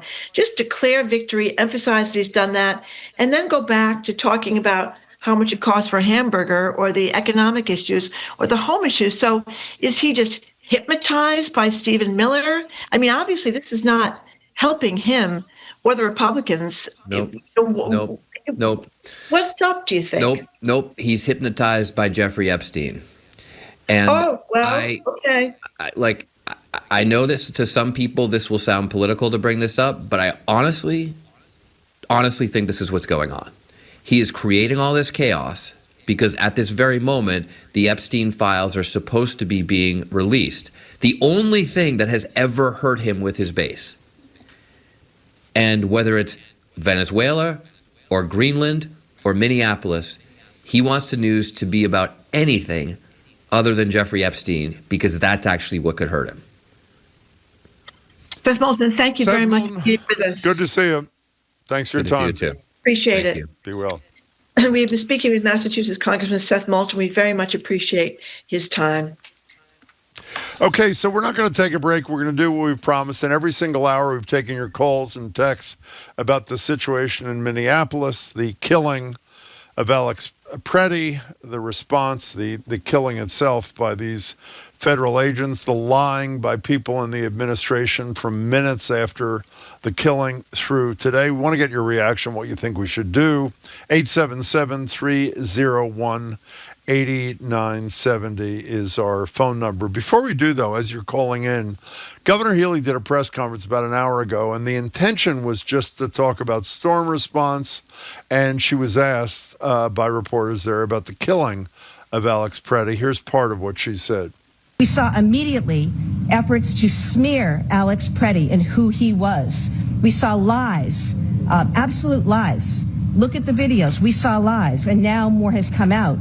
We've seen the Attorney General, Pam Bondi, with whom I served, making outrageous, illegal, unlawful threats to state officials, essentially extortion, saying produce your voter rolls in exchange for ICE leaving town. That's not right. So here we are celebrating 250 years of American history, and we've got a federal administration that's ready to throw out the First Amendment, the Second Amendment, the Fourth Amendment. I could go on. She did go on, and she called for Kristi Noem to lose her job and for ICE to withdraw from Minneapolis. The governor will be with us on Friday from noon to 1 at the library, and we'll get to talk to her about a variety of in-state things as well as more about what's going on with the feds. 877-301-8970 is the number. You know what would be great, Marty? Could you play again what you played? What you played in the first hour is none of us knew Alex Pretti. And you played some sound that I was unfamiliar with. Explain what it was and play it again, if you would. Yes, and I'll set the picture up for you. You see a picture of Alex Pretti. He's standing behind the body of a veteran who had died at the hospital where he works as a nurse in the ICU, and it's covered over. It has a red thing. I couldn't tell if it had a flag on it, but it was a red covering. He's standing at the foot of that gurney, and he's talking about this man, the son of a veteran who died in 2024, said Alex Pretti was his dad's ICU nurse, and read out this final salute after his father died. And here is the sound of Pretti reading that salute. Today we remember that freedom is not free. We have to work at it, nurture it, protect it, and even sacrifice for it. May we never forget and always remember our brothers and sisters who have served so that we may enjoy the gift of freedom. So in this moment, we remember and give thanks for their dedication and selfless service to our nation in the cause of our freedom. In this solemn hour, we render our honor and our gratitude. That's the man who Kristi Noem described as a domestic terrorist, knowing nothing about what happened, who Stephen Miller described as a would-be assassin, which the Department of Homeland Security Twitter page said he wanted to impose maximum damage and, quote, massacre law enforcement. That's Alex Pretti. That's the man that they were talking about. And the man, even when the videos proved them to be lying in every single thing they said, have not altered anything except Trump, because he's under great attack for this, calls the governor of Minnesota, the guy he has called scum in the past, and say they had a very respectful conversation and they're reaching common ground. You know, Jim, remember when you saw the video, you saw the reason that he was originally in the middle of the road, Pretti, with his camera, just videotaping. And then I shoved this woman, and he went over to aid this woman who had been really pretty brutally shoved. She had. And you can tell by listening to him read that testimony about the man who died in his care that he was a nurse, right? I mean, who are the people that you expect to help you in a time of when you're really suffering? It's nurses, and he went over to help that woman, and then he was attacked along with that woman with some kind of, I think it was pepper spray, and then, of course, when he was down on the ground, after they'd taken his gun, license to carry a gun away from him, he was shot multiple times. And as the Middlesex DA said to us about an hour ago, only is lethal force justifiable on the part of law enforcement when you're under a imminent threat of death or serious bodily harm. And it's hard to argue that Alex Pretti, when he was lying on the ground, posed any threat to anybody, particularly after his weapon apparently was taken away. Not shot once, but as Marjorie said a few times, shot, it appears, 9 or 10 times. Olivia in Brookline, you are first or next on BPR. Welcome. Hi. Hi. Thank you. These are terrible times that try men's souls, as they say. I am upset that this is being framed in the political class, let's say, especially by the GOP, that this is bad because it's bad for their numbers. It's bad for their prospects in the next election. This is bad because it's morally wrong. It's not bad because of the next election coming up. And I wish they would stop framing it that way. They need to understand this was an execution. It's completely morally, it's horrendous. And I don't care about numbers anymore. I want them to admit that what they did was absolutely wrong. Forget the numbers of the next election. It just offends me that nobody's talking about this loss of life except in terms of their next polling numbers. Well, I hope we haven't done that, but we hear you. We hear you, Olivia, and we thank you for making the point that you did. Well, in the Wall Street Journal piece today, it talked about when Trump was interviewed by them before, and the Wall Street Journal is owned by Rupert Murdoch, who owns Fox. It's a conservative newspaper. They talked about how when he was in talking to them before the election in 2024, that Trump was saying, immigration is a big issue, but you have to have some heart, and he didn't want to separate families. And something obviously has switched because he is separating families.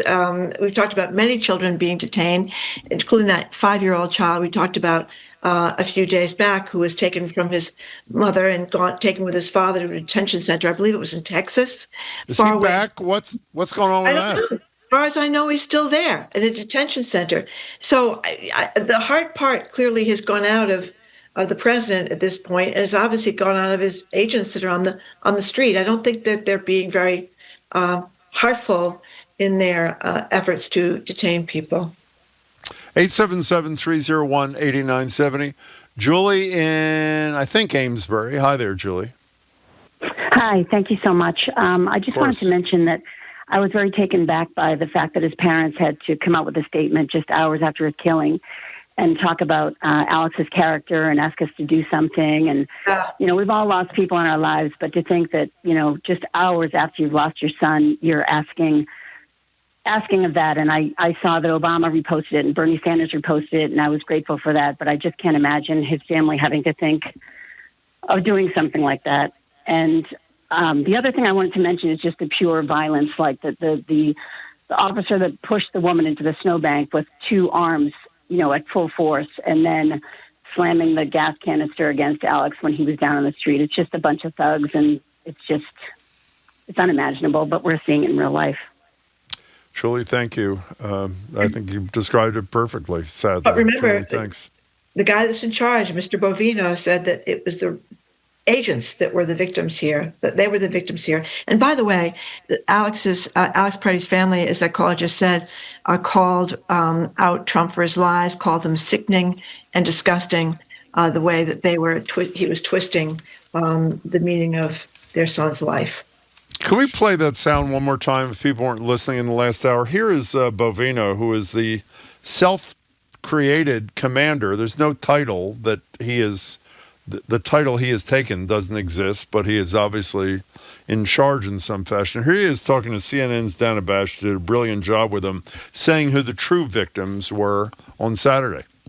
Follow directions for law enforcement. Don't inject yourself knowingly beforehand into a law enforcement situation. With respect, it feels as though in some ways you're blaming the victim here. The victims are the Border Patrol agents. I'm not blaming the Border Patrol agents. The victim are the Border Patrol agents. The suspect put himself in that situation. The victims are the Border Patrol agents there. 3 times he said it. Can you imagine, even if you think that, that after, this is roughly 26 hours after Alex Pretti was, I would say, murdered. Dead. And 3 times you say the victims are the Border Patrol agents. And let's review, if you've seen the video, and we've seen every angle, just like you all have, the 2 things I saw Alex Pretti do is 1, hold a phone in his hand to video what was going on, and 2, come to the defense of that woman who, as you said, was fairly violently pushed, at which point he was pepper sprayed, then thrown to the ground, then apparently had his weapon, which was he held legally, or had on his body legally, and then he was killed while lying on the ground. Appears to me posing a threat to no one. But the victims were the Border Patrol agents, according to Bovino.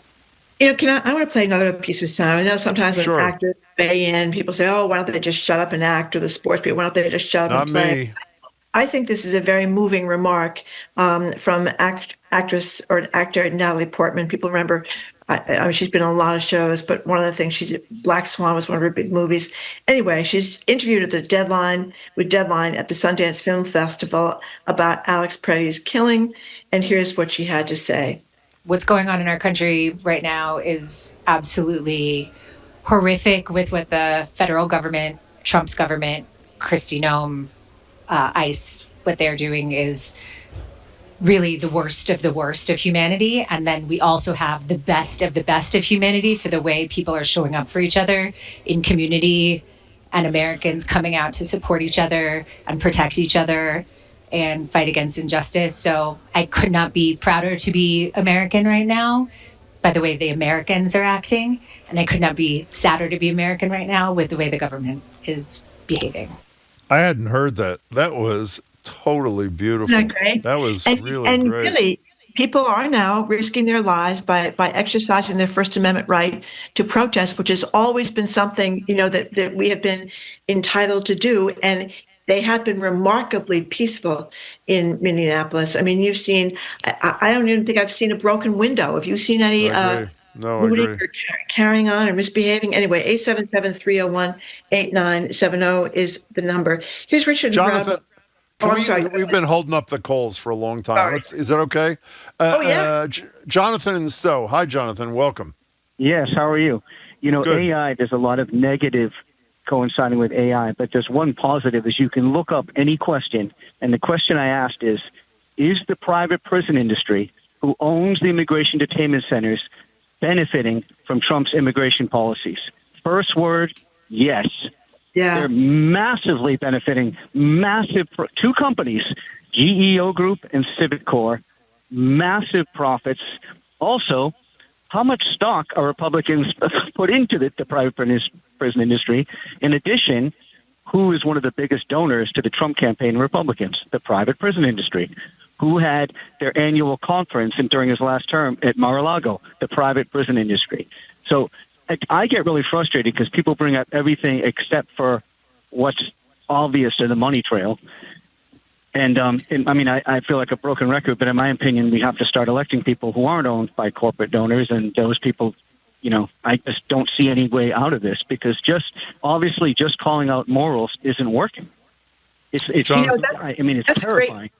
That's a great point you raised, but I want to say, speaking of Americans doing the right thing, Rachel Maddow reported on MSNBC last week that regular citizens in Oklahoma, Texas, Kansas City, Mississippi, Georgia took to the streets to protest towns refusing ICE detention facilities there, you know, buildings turning into ICE detention facilities. So the American people have been, you know, as Natalie Portman said, they've been taking to the streets and protesting, and I'm glad that they have, and we have. Jonathan, thank you for the call and your point. 877-301-8970. John and Gardner. Hey, John. Hey, kids. How you doing? Hi. We're good. Hi. Somebody mentioned leadership a little while ago. Can anybody identify a supervisor in that whole business before and after? I can't. And that's a big problem. Anyway, as usual, one guy started this whole mess. He had a dingy orange knit cap on. He's the one that pushed that woman into the snowbank. He's the one that first grabbed Mr. Pretti. He's the one that started spraying all over the place. He started the whole thing. And it irks me to no end.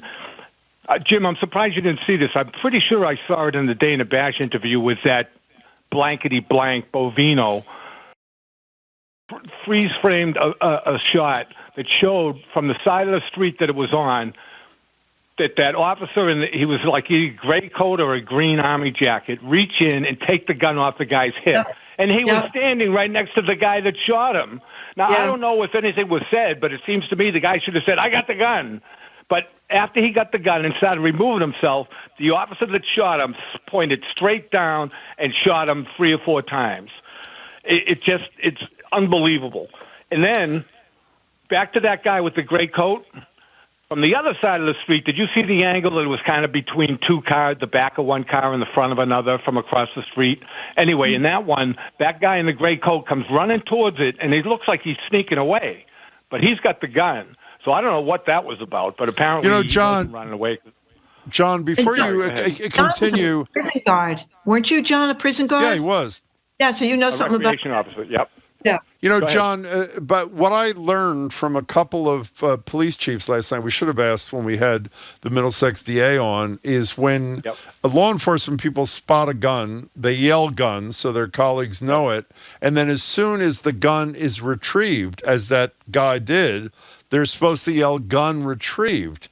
But and they didn't, as far as I know, but let's assume they did. The one thing that's clear, John, from those videos to me, and I assume to you, is when he's lying on the ground, he didn't have a weapon in his possession, and he wasn't shot once, but shot, based on what I've read and heard, 9 or 10 times, which other guys started firing, and they call that sympathetic firing, I guess. I know. But the guy, it was real quick, Jim. I don't mean to say that the guy removed the gun and it was, 5 seconds later. He removed the gun, started to turn and move away, and that's when the guy stood there and shot him. Now, it seems to me, if I'm the guy that grabs a gun, I say gun retrieved. Exactly. I don't know whether the guy said that and the other guy shot him anyway, or he didn't say anything. It looked like he didn't say anything. Well, wait. We only have 30 seconds. One of two things happened. He either yelled it, which means they ignored it, or he didn't yell it. Right. But if you're seeing a man lying on the ground and there's no weapon in his possession, he's not an imminent threat to you anymore. And in fairness to the other officers, I don't think in that second that he had retrieved the gun that the other officers knew that. But how about the second, third, fourth, fifth, sixth, seventh, eighth, and ninth shot, John? That's sympathetic fire. It's a problem. Yeah, problem. John, we got to go. We're out of time, but we really thank you, as always, for your call.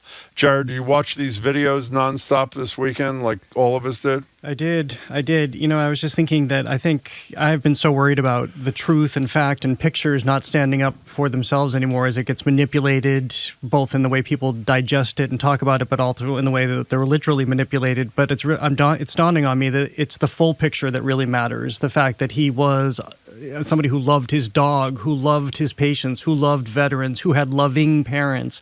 The more we understand about him as a person, fortunately, that overshadows any disparaging of images and how this went down. Speaking of images, I'll say what I said in the first hour as someone who advocated loudly against cameras in every nook and cranny in our society. After this weekend and after Renee Good, it's pretty obvious to me that at least for the next 3 years, we need cameras everywhere we turn, or else the answer is domestic terrorists came to kill law enforcement officers. It's a horrible state of affairs, but it's what is demanded in the time of Trump. In any case, what are you doing on your show today, Jared Bowen? Well, we'll also continue to talk about Washington. We have Chandra Manning of the Citizen Historians for the Smithsonian joining us. She has co-founded an effort to have people fan out across the Smithsonian museums to document everything that's on view, all of the labels, so we can know when it changes and when it disappears. I saw a terrific thriller of a play called Job at Speakeasy Stage Company this weekend. Its playwright Max Wolf Friedrich joins us. And then the Boston Society for Architecture is putting a vote before us all. What's the most beautiful building in Boston? So we'll talk about the nominees. Great. Be well. Good. You too. We'll see you, Jared. Take care. Thank you. Okay. Thank you very much, Jared, and thank you all for listening to another edition of Boston Public Radio. Tomorrow, we're going to be back at the Boston Public Library. Meanwhile, you can check us out by way of our podcast or check out our TikTok page at Boston Public Radio. At the library, we're going to be joined by State Auditor Diana DiZoglio, Trenny Casey of NBC Sports Boston for some Super Bowl talk, CNN's John King, Boston Globe business columnist Shirley Young, and Edgar B. Hurg III for an update on his brand new show, The Curiosity Desk, which is starting in just a week or so. I want to thank our crew, Zoe Matthews, Nicole Garcia, Hannah Loss, Maddie Geyer, Eddie Hickey for running our YouTube today, our engineer, John the Claw Parker, everybody who trudged in through the snow to get here, including our executive producer, Jenny Bologna, who was up at 3 o'clock in the morning, shoveling out his driveway so he could get down to Brighton. The Culture Show with Jared Bowen starts right after us, 89.7 GBH. I just want to say I didn't trudge into work today, and were it not for the incredible work of people like Josh and Cy and our own John exerting effort that they should not have had to do, I wouldn't have been able to be part of the show today. I really want to thank them. They all were wonderful. And but we'll be in person at the library tomorrow. I hope you join us. And by the way, we're not going to drop the ball on what happened in Minneapolis. We're going to continue to talk about it with you, and I know you will too. And we'll see you tomorrow. I'm Jim Browdy. I'm Marjorie Egan. Thanks again for tuning in, and lucky shoveling, good shoveling this afternoon, and hope you can tune in again tomorrow. See you.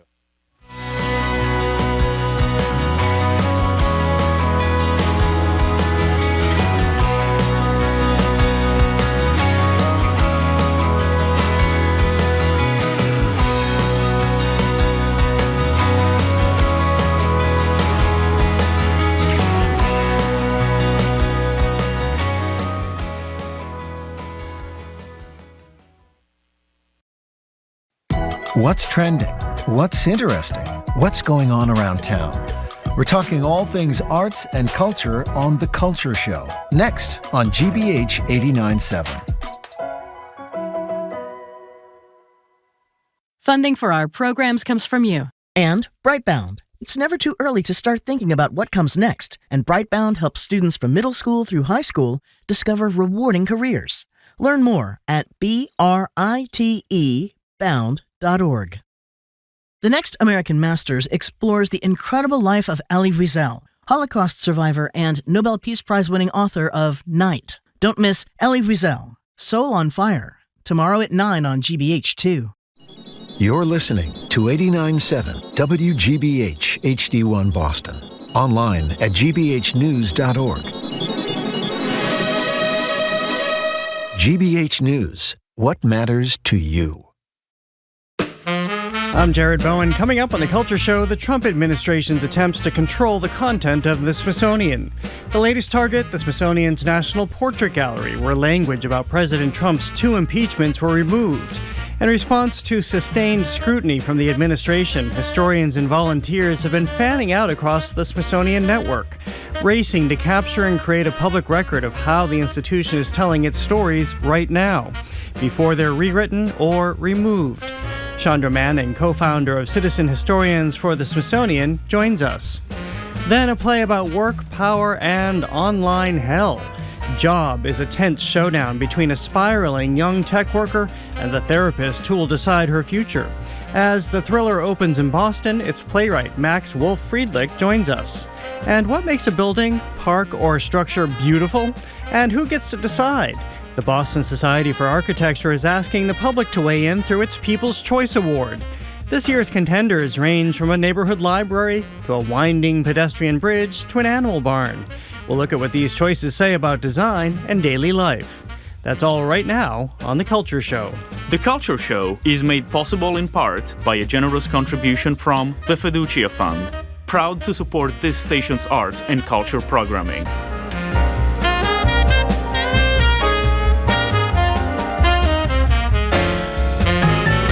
I'm Jared Bowen. This is The Culture Show, live on 89.7 and streaming on the GBH News YouTube channel.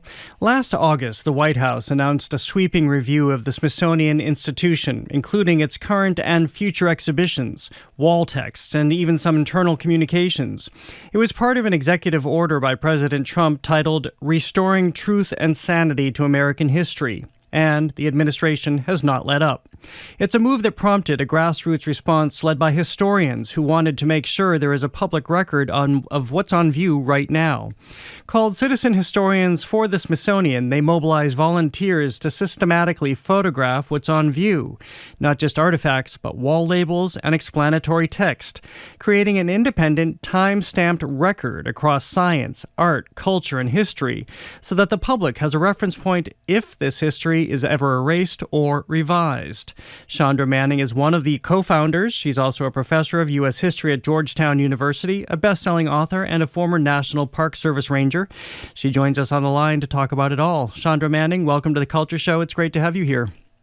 Thanks so much. I'm delighted to be here. Well, we're delighted to hear about all you're doing. We've been talking about the Smithsonian and the administration's focus on arts and culture and history at length on this museum, but we haven't talked to very many people like you who are seeing it unfold. Tell me about, first, let's back up about why you found the need to co-found this organization. Sure. That story actually goes back a little bit before the founding in August. As you mentioned, the president's executive order came out earlier in the year in March. And that was enough to alarm me as somebody who is a historian, particularly of slavery and emancipation. So I was already kind of keeping close eyes on how the administration was making moves to control how we talk about our history and to really substitute propaganda for history. Then this summer, the first moves really came against the National Park Service. I am a former National Park Service Ranger. I still retain a great deal of affection for that institution. And so when little QR codes started popping up at Park Service sites, asking visitors to report on any place that wasn't reporting the American story with enough glory and grandeur, that was troublesome. Then there were stories or reports, not stories, reports of text that was changing. For example, a famous photograph of an enslaved man removed from a site at Fort Pulaski. And I began to think about what could people do? What would a low barrier to entry way to be involved? What might that look like? And I could picture something. I could picture inviting people to take photographs of the parks as they exist now and collecting those photographs as a record. But I didn't have the technical skill to pull that off. And by the time I found somebody who did, a wonderful person named Jenny McBurney at the University of Minnesota, she had already established the Save Our Signs project, which did exactly that for the Park Service. So I took some photographs, I sent them in, felt like I'd done my civic duty. And then came the letter to the Smithsonian on August 12th, which was truly unprecedented. The Smithsonian is not a function of the executive branch. It is a semi-autonomous instrumentality. If it is answerable to anybody, it's Congress. So the executive branch exerting that kind of pressure on the Smithsonian in August really alarmed me. Well, if I can just interrupt before we continue talking about this, the pressure that has been exerted by the administration, and as you were describing it, the glory and the grandeur in terms of how the administration considers American history, what was the message that historians, Park Service rangers, and now curators, where we just left off with you, and museum directors were receiving with those instructions? Well, a couple of things. First of all, the instructions were coming from people who really didn't understand how historical interpretation works, who truly, clearly didn't understand the hours, the months of the years, really, of research, of editing, of vetting that goes into every single thing you see on a sign at a museum, at a national park. I have been on the other end of that. I've had parks and I've had the Smithsonian actually come to me as a historian, bring me and a whole bunch of people, other scholars, into a room, and we talk about what does the evidence say. We talk about what scholarship right now tells us. We talk about different interpretations and why one has more weight than another. All of that goes in to anything you see on a wall in a museum or a national park. And second of all, we really are committed to telling a full story of the past, a full story that includes everybody that was a part of the past, a full story that includes obstacles as well as triumphs, a full story that includes shortcomings as well as strengths and glories. Anything short of that isn't history. Anything short of that is really propaganda. And as a former ranger, I know that people really don't want false propaganda. They want to know the real story of how people lived in the past. That's what they can connect to. They don't connect to a falsified version that's full of marble figures. So I was concerned from that perspective. But my colleague, Professor Jim Millward in the history department at Georgetown, teaches the history of China. And he contacted me because he was very disturbed from his perspective as a historian of China. What the administration was doing in that letter reminded him not of anything that had happened in the United States, but rather of what happens in places like the Communist Party of China or the old Soviet Union. And so he said to me, we need to do something. Well, to interrupt you one more time, just so people get an understand of the lay of the land here. Yeah, you talk about China. The Cultural Revolution was not what its name would suggest, but it was eradicating culture. And if you could just explain that there is a board of regents that governs the Smithsonian. And as you just said a moment ago, it's not the administration that has governance over the Smithsonian institution. So what is the pressure that's being applied, and what do curators who are working on the ground, what are they facing, as you understand it, that they've never faced before? Sure. Now, I do want to say that we are an outside of the institution organization. People working in the institution are under pressures that I am not, and that the other volunteers are not. So we have been quite careful to do our volunteering aside from them and not place them in, we hope, in any kind of an uncomfortable position. So this isn't outside the Smithsonian project in support of the Smithsonian, but people inside aren't doing it, and I don't want to pretend I know what's in there. No, and that's why I was careful to say, as you understand it, because I know you know what you're trying to counter here. Sure. As you say, the Smithsonian is governed by a board of regents that has always been a broad-minded, bipartisan, really apolitical group. To whom the Smithsonian certainly answered. It is a public trust, and it has never operated just on its own lights. But that board of regents has never been the instrument of any one administration, and that's partly because it doesn't answer to any one administration. It answers to all Americans, and it answers to not just our generation, but future generations as well. So using it as the instrument of one administration and one generation is quite a change from how the Smithsonian has ever operated since its inception in 1846. And so what I imagine the staff is experiencing is a very troubled situation in which they know that they answer to the American public. They know they answer to this generation and future generations. But pressure is coming from one administration who, in a most recent letter of December 18th, threatened to withhold funding if the Smithsonian did not comply with particular narratives that the administration would like perpetrated. Which brings us up to what you've been doing. And for people just tuning in, I'm speaking with Chandra Manning, a professor of U.S. history at Georgetown University, one of the co-founders of Citizen Historians for the Smithsonian. So I've interrupted you a couple times just to get the background, but now tell me about, again, that's a striking comparison you made, paying attention to what has happened to the eradication of culture in countries like China. Mindful of that, what have you and your volunteers done at the Smithsonian heretofore? What we have done is try to create a record of the Smithsonian as it existed in the eyes of the public before any changes could be made. So when that letter was received in August, Jim Millward, my colleague, and I tried to think of a way that we could involve a lot of people in recording how the Smithsonian exists right now. Because a lot of people really care about it, and a lot of people feel powerless and want to do something. And so we wanted two things. One, support the Smithsonian. Three things. One, support the Smithsonian. Two, create a record. Three, provide a way for involvement on the part of a lot of people that had a low barrier to entry. Now, I didn't feel like I had the technical skill of somebody like Jenny McBurney I didn't think I could do an open archive the way that she could, where anyone could send anything in. I didn't feel like I could handle the cybersecurity of that, neither did Jim.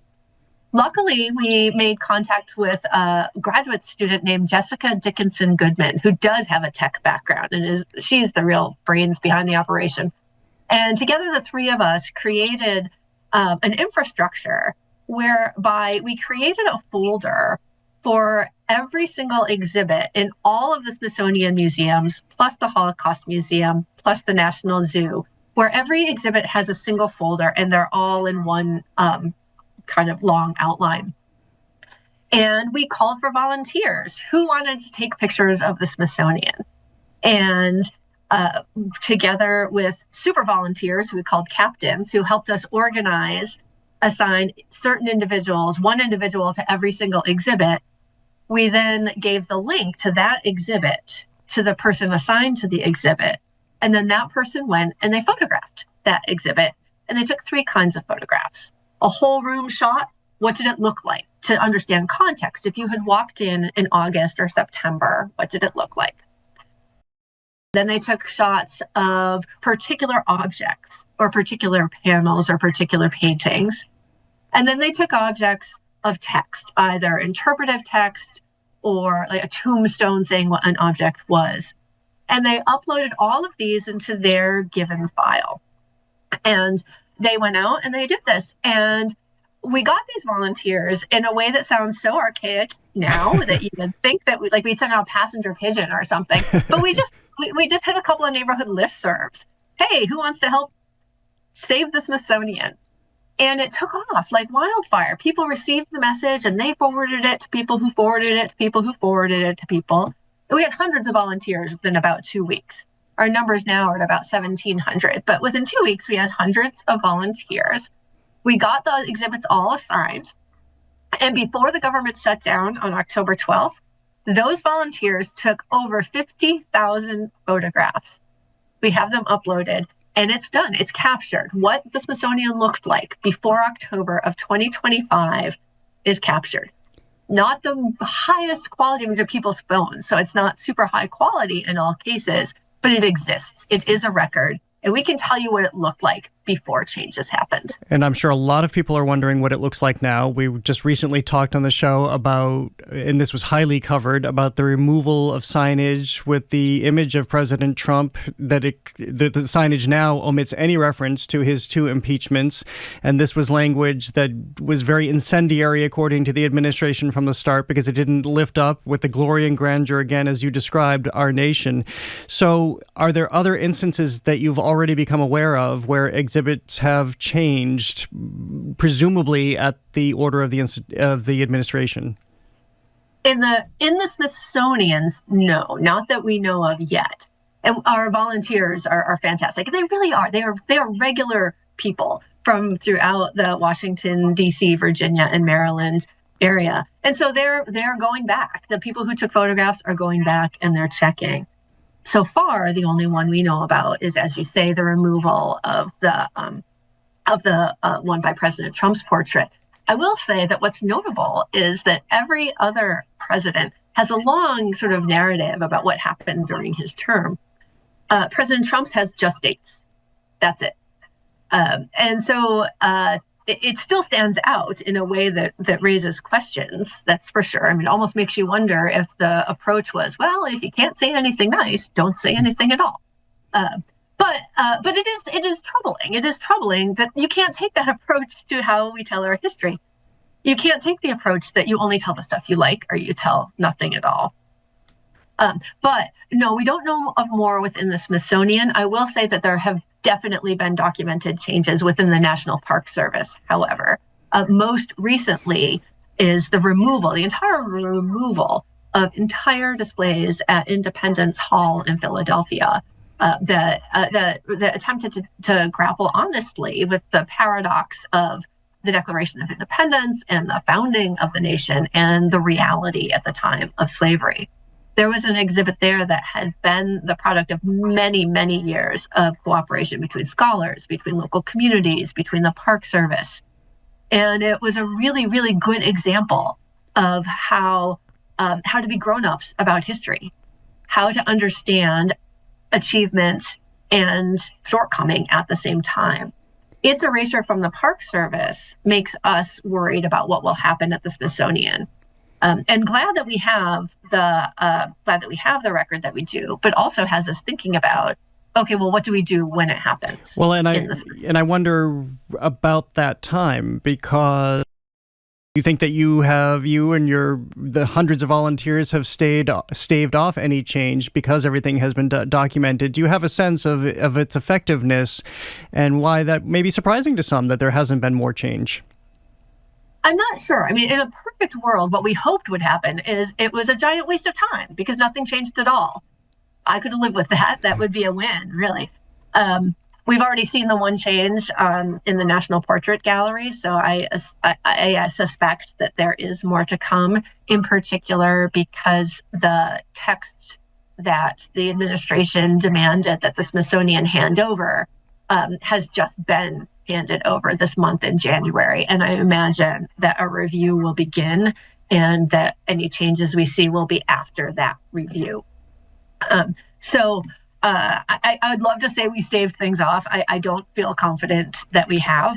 I'll go back to your one of your original points, which was, what do you do now? How is that? What are you formulating in this moment? A couple of things. One is how to amplify what things looked like before a change. So, for example, we've had printed some postcards with the original text by the president's portrait, and all our volunteers will be able to send those out to show what the text used to look like. We have on our website, we have a whole page dedicated to exhibit changes, where we will document changes as they happen. Those are the two things we've definitely decided on. And we're still talking about, I mean, there will be more. And so we're still talking about what will our additional moves be, but our hope really will be to draw attention to, if we can't stop a change, we can at least make sure that it doesn't happen silently. And also, I hope what we can do is discern between what's a regular change. Museums change their exhibits frequently. They rotate, new information comes to light. That's normal. What's not normal is replacing history with propaganda. And we hope that being able to very sensibly and soberly compare what text used to say with what it says now will help discern between those two things, what's normal rotation and what is propaganda. Well, Chandra Manning, thank you for your efforts and for briefing us on what you've found and what we can follow and maybe expect to come. We hope to hear more from you on the show, especially if these letters and these requests do result in omission of more materials from the Smithsonian institutions. Thank you so much for being here today. It's been such a pleasure. One project we hope to do is sort of make a toolkit of how we did it. So if anyone in your community knows of any resources that are under threat, you could do the same thing. And you're still taking volunteers, I would imagine. Yes, we are, at citizenhistorians.org. Well done. Thank you so much. Chandra Manning is a professor of U.S. history at Georgetown University and one of the co-founders of Citizen Historians for the Smithsonian. To learn more and to see what they have documented, and if you want to become a volunteer, just visit their website.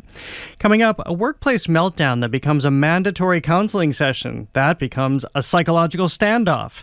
We're talking about the thriller Job now on stage. It's Playwright joins us. He's next on The Culture Show. Stay with us.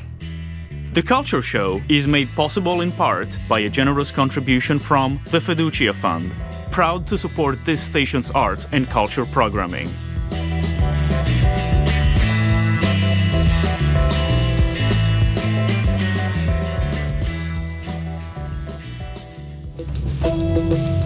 I'm Arun Rolfe. Today on GBH's All Things Considered, dispatches from the snow as Massachusetts digs itself out from its biggest storm in years. Why media literacy is more important than ever for kids growing up online.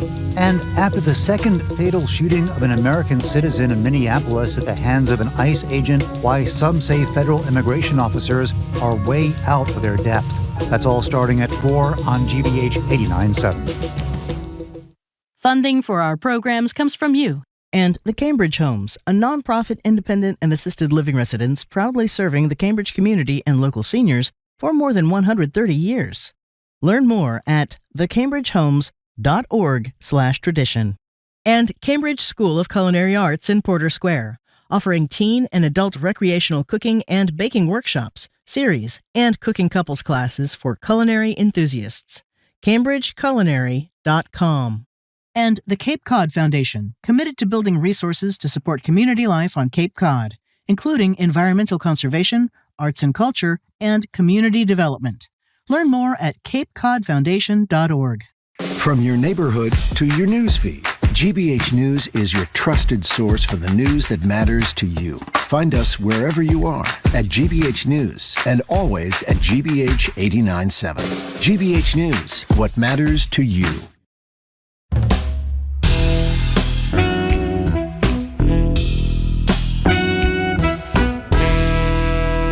What does it cost to perform a job that asks you to review the worst things on the internet all day, every day? That question is at the center of Job, a tightly wound pressure cooker of a play that takes place in a therapist's office. After a video of a young content moderator's workplace breakdown goes viral, she's ordered to meet with a company-mandated counselor. What's meant to be a routine evaluation devolves into an explosive showdown about the brutality of our world, the horrors of the digital age, and the corrosive chasm widening between generations. Written by Max Wolf Friedlich, Job debuted off-Broadway in 2023. After critical success and sold-out engagements, it moved to Broadway. Now the play is in Boston, presented by Speakeasy Stage Company through February 7th. Max Wolf Friedlich, welcome to The Culture Show. It's great to have you here. Great to be here. Thanks for having me. Well, I was at this show right in your own row, actually, on Saturday to see this. It is a powerhouse. Tell me what was behind this exploration for you, this encounter again between this young millennial social content moderator and the therapist who really holds her fate in his hands. A bevy of things. I think that, I don't really go into plays being like, oh, this is what I'm aiming to explore. I think that, I sort of happenstantially met a content moderator at a party in San Francisco in 2018. And, as a chronically, I like to say terminally online person, I had no sense that this vocation was, a necessity for me to be able to, scroll mindlessly on my phone. So I really just hyperfixated on sort of trying to physicalize and dramatize the internet, which is a space which feels almost like magic, but what in reality is, tied to real human labor and also, increasingly entering the public consciousness, real environmental consequences, right? Like we're the notion of servers and data centers are entering the public discourse, about 20 to 30 years, into this era of personalized internet access. Only now are we reckoning with the internet as a sort of a physical thing. So I think that idea, that notion was sort of the impetus for trying to explore whatever this is on stage. Well, how much do you identify with Jane, especially if we're to take, granted, she has an extreme example. It's her job to look at the worst of the internet on a daily basis so that she can make sure that advertisers are not aligned to it. But we all know what's out there on the internet. We all know the horrors that are on the internet. So with you as somebody who's grown up with only having this, to what extent is this autobiographical? I think insofar as, everything in the play obviously comes from me. I will say, the fun tidbit that I can share is, her experience as a content moderator, I think is probably a little bit more, not one for one, but when I first left undergrad, I worked for this startup called Brud that built fictional influencers, the most famous of which was called Lil Michaela. And I was, on the voice and narrative team for these 3 fictional characters.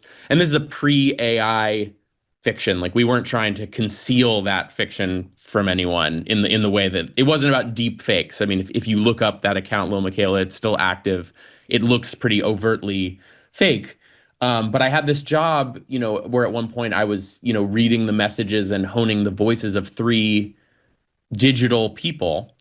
And I had this experience of sort of cosplaying as a very famous woman on the internet who was also a robot, who was, sort of this character, sort of like, playing. It was like running Mickey Mouse's Instagram, It's like hopefully no one thinks that's a real guy. But I had this experience of being, fairly broke and, frustrated in my writing career in Los Angeles, while also seeing things that I wrote be quoted on CNN and in Time magazine. And I had this experience of which the character in Job says really directly, where, she says, "I'm famous and no one knows who I am." And that was sort of my experience of being online, of getting all of these hateful and wonderful and emotional and scary messages, to this woman's account. And again, there were a number of people at this startup who worked on that page. It wasn't like I was this person, but I was definitely the person most engaged with reading feedback. And so this idea of sort of being an open wound to the internet was something that I experienced pretty firsthand. Well, I'm curious about the power that you have in knowing how many followers you have, creating and being part of this character in this narrative and building this personality, and knowing how much people follow her to the extent that they're having very emotional and highly personalized thoughts about her. Yeah, I mean, the internet, when you go looking for it, it's a place of fiction, and we're experiencing the death of the image on the internet, where now with AI you can't really, the veracity of anything that you're seeing is sort of called into question. But when you scrutinize the internet, and again, if you think about any given space on the internet as a physical room, and you see what people are saying, there's earnestness and emotionality, like it abounds on the internet, and we don't often highlight that. And I'm not advocating for the internet as a emotionally positive place by any means, but you can see that level of I'm always surprised when I'm rarely on Facebook, but I've been dipping back in the last few days with everything that's been going on in Minnesota, just to see what different swaths of people are saying. And the amount of earnest emotion and sort of confessional that still happens in these spaces is really shocking to me. So I wasn't all that surprised ultimately that people were messaging a fictional robot girl, that they were dealing with, anxiety or whatever. That feels pretty in line with the internet that I know. And it shows the internet as, its lost potential as a place for connection, which, the first era of social media and these tech oligarchs coming to power, the pitch was, this is going to connect the world, and, Twitter is going to cause the Arab Spring, and it will be this place where we can connect and we can understand each other better. And obviously it's had the exact opposite effect. Well, you just said the internet that and you're a pretty young guy who knows this well, as do so many, but there are a vast amount of people, I'm sure, who are listening to us right now who don't necessarily know this world. They may know of it, but they don't know it as well, which comes to the fore, again, in your play when we have this generational divide. So what did you find as you were writing these 2 characters, a millennial and a boomer, and there are ways that they just simply cannot understand one another? Yeah, I mean, I think we will look back on this era in history as, one of intense juxtaposition and this coexistence between these generations that almost feels violent, where we're on Earth at the same time as Martin Luther King's children and people who survived the Holocaust, and these things where it sort of breaks my brain to think that I'm alive at how not long ago those things were. And so the things that sort of represent the past feel almost impossibly distant from us, whereas the things that, represent futurity are like fictional currency and, artificial intelligence, which I always try to put in quotes. And so that that coexistence is so fascinating to me. And the fact that, I think this moment online and in the world writ large, the idea of locking these two generations in the room became really salient and was really popping for me in a really exciting way. And also this idea that they can't leave the room, that we are forced to coexist across these generational lines, and the future, i.e. sort of getting out of the room, depends on our capacity to understand each other. Which is a construct I want to ask you about in just a second after we take a listen to the play. But I'm speaking with Max Wolf Friedlich about his play Job, presented by Speakeasy Stage Company on stage at the Calderwood Pavilion through February 7th. Let's go back to these two coming together. And here is a scene in which Jane is questioning the value of the therapy that's been thrust upon her. How do you mean? Like, why do you think I'm like this? Diagnose me with something. It takes more than one session to properly... I don't think we're a good match. Because if we were, you would see there is nothing wrong with me. And I've said I don't believe in the dichotomy of right and wrong. You're wasting your time. Here with you? No, doing what you do, because it's like, God, why is it always about the person on the case with you guys? Like, why don't you treat the problem at the source? Why don't you get out of your chair and fight for the people who need you? It's things outside this room that are making your patients paranoid and depressed. Did you just diagnose yourself? Yeah, totally. You nailed it. If I may, my only goal here is to help you. You're assuming I need help. Oh, this is all very hard for me. That's obviously a very charged moment. By the way, those were the actors Josephine Moshiri Elwood as Jane and Dennis Traynor Jr. as Lloyd. And that isn't even the height of the drama and the element of fright and scare that you give us as crafting this thriller. How did it occur to you that you needed to construct it in this way, that it truly is a thriller, which we don't often see on Broadway or in drama?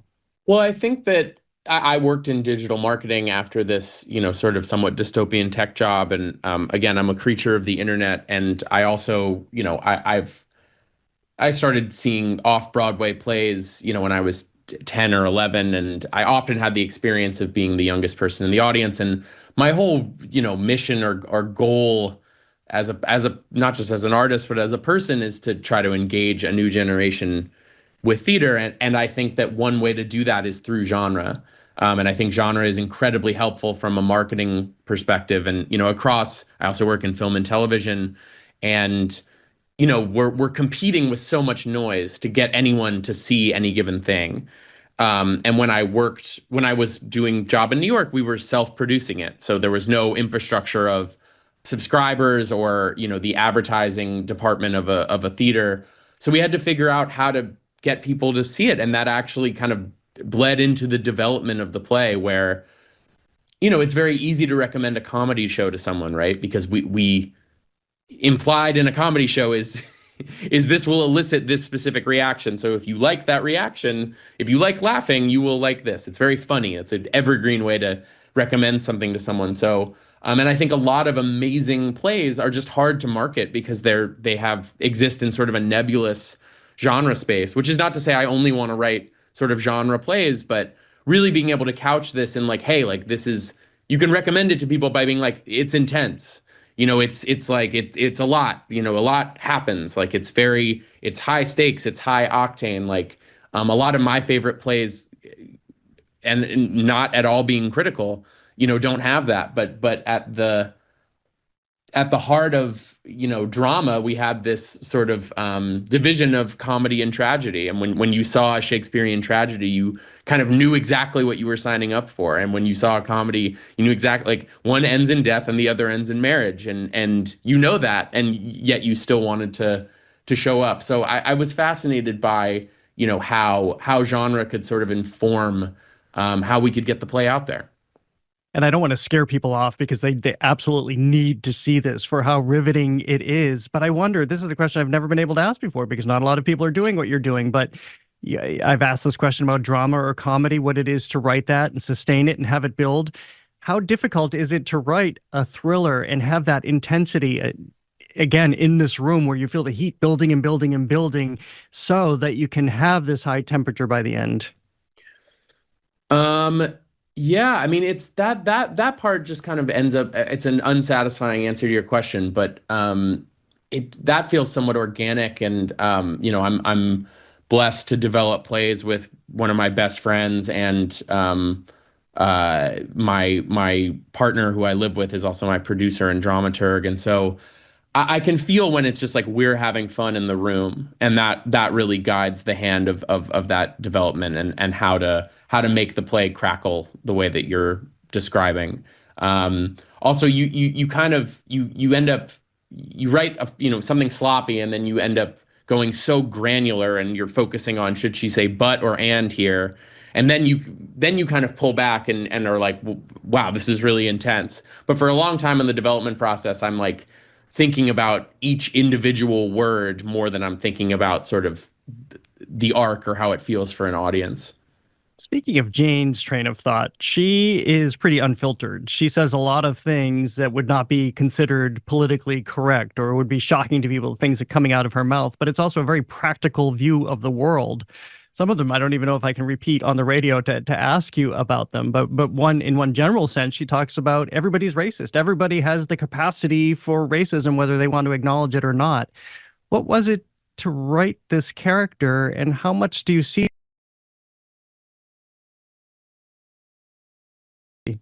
Well, I think that, the internet is based on ones and zeros, right? And as such, pushes us into binary thinking. It pushes us, towards one pole or another.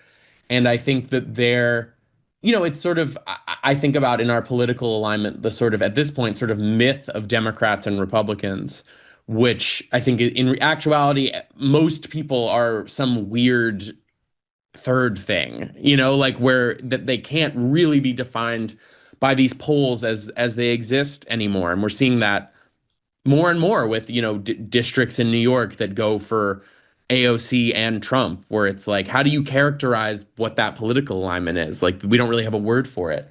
And so I think that a lot of young people, and I'll say for myself, like, it's a little bit crazy making to feel like you have to pick between these two poles. And I think that is partially what Jane is expressing, where she's like, can I be something either than, a sort of performative,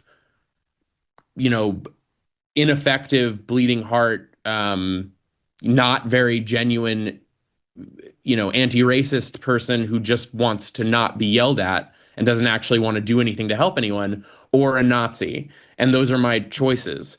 And so I think what she lands on is just like, look, I have innate racism in me. Like, can we just start there? Like, I just think like that, that like, can we just start talking about what we're actually talking about, instead of sort of hiding behind a digital veneer of I'm, either a 1 or a 0. I'm either this or that, of just like, can we try to be, I think the whole play is her desire to sort of return to her humanity, and she just doesn't function in a world that allows for that humanity.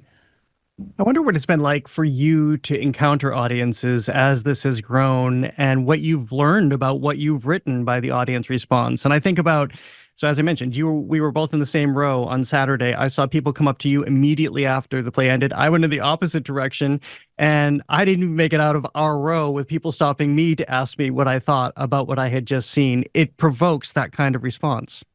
Yeah, I mean, that to me, I mean, it's the best. I mean, it's the, I think that I don't know if, I think the power of theater to me is prompting discussion rather than sort of feeding people a moral compass. And I'm far more interested in what the play elicits from people I do not know than I am of what I am trying to say, if anything. My mom is a visual artist named Melissa Stern, and her work is, really inspired by a lot of Freudian, Jungian psychology around just like, what do you think the work is? She really resists, a sort of capitalist instinct to sort of characterize the work in any specific way or to make it like overly palatable for people. And I think that is reflected in this play, and certainly in how the play ends. And, I'm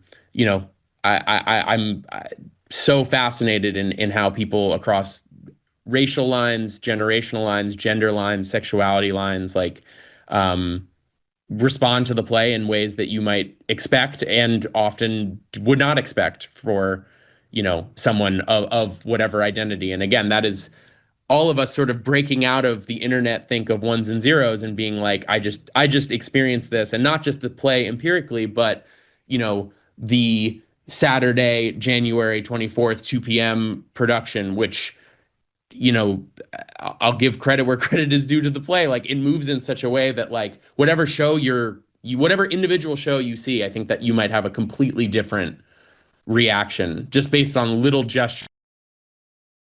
And I can't say any of that was intentional, but it's been a really wonderful accidental consequence of doing this play. Well, Maxwell Friedrich, it has been fabulous to speak with you. I was thinking of how I would articulate this. I did not know what I was in for, which is such a great feeling, especially for someone who has seen a lot of theater. So congratulations on what you've done. And thank you for your time today. Thank you so much for having me. Really appreciate it. Written by Max Wolf Friedrich, is presented by Speakeasy Stage Company on stage at the Calderwood Pavilion through February 7th. To learn more, check out Speakeasy Stage's website. Coming up, what is the Boston area's most beautiful building? The public gets a say. Voting is now open for the Boston Society for Architecture's People's Choice Award, and we'll explore what this year's finalists reveal about design across the region. That's next on The Culture Show. Stay with us.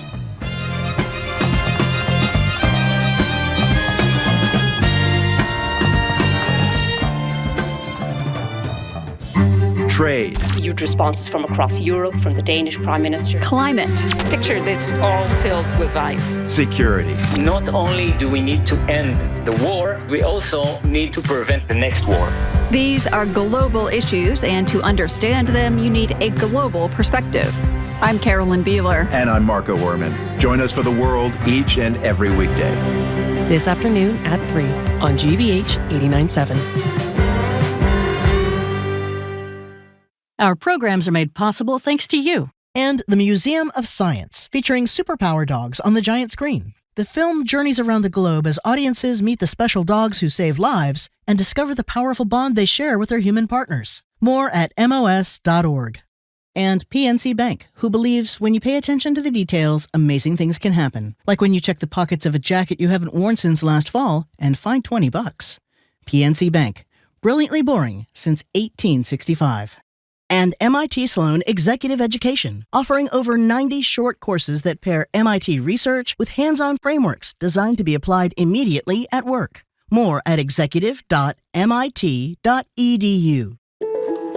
GBH Daily is a newsletter that keeps you informed, connected, and ready to go every weekday morning. You can subscribe today and get it in your inbox at gbh.org/daily.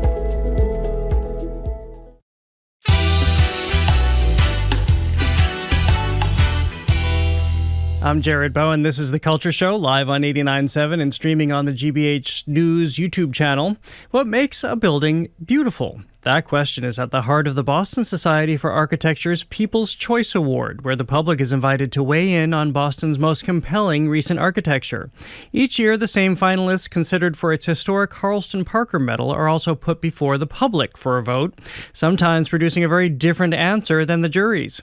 Voting is now open on this year's finalists, which include a neighborhood library, a pedestrian bridge, a university building, and an animal barn. The results will be revealed in March, and we're taking a closer look at how these awards shape the conversation around design, beauty, and the spaces we live with every day. Joining us for an overview is Paige Johnston, the BSA's Senior Director of Programs and Impact. Welcome to The Culture Show. It's great to have you here. Hi, Jared. It's so nice to be here. Thanks for having me. Well, I'm delighted to actually revisit a little bit of my history. I was able to invited to serve on the Harleston Parker Medal jury years ago, and I found it to be such a fascinating exercise to consider the most beautiful building built in Boston in the last 10 years. But our very first question, I remember being on the jury, is probably one you want the public to answer, which is, what defines beautiful? A simple question, not at all an easy answer. Definitely. And I think that is what makes this one of my favorite things that the BSA does over the course of the year, because, so every year we have this award, And it has these two tracks. We've got a jury of experts who are trained either as architects or designers or in some way, in a field that's related to arts and design.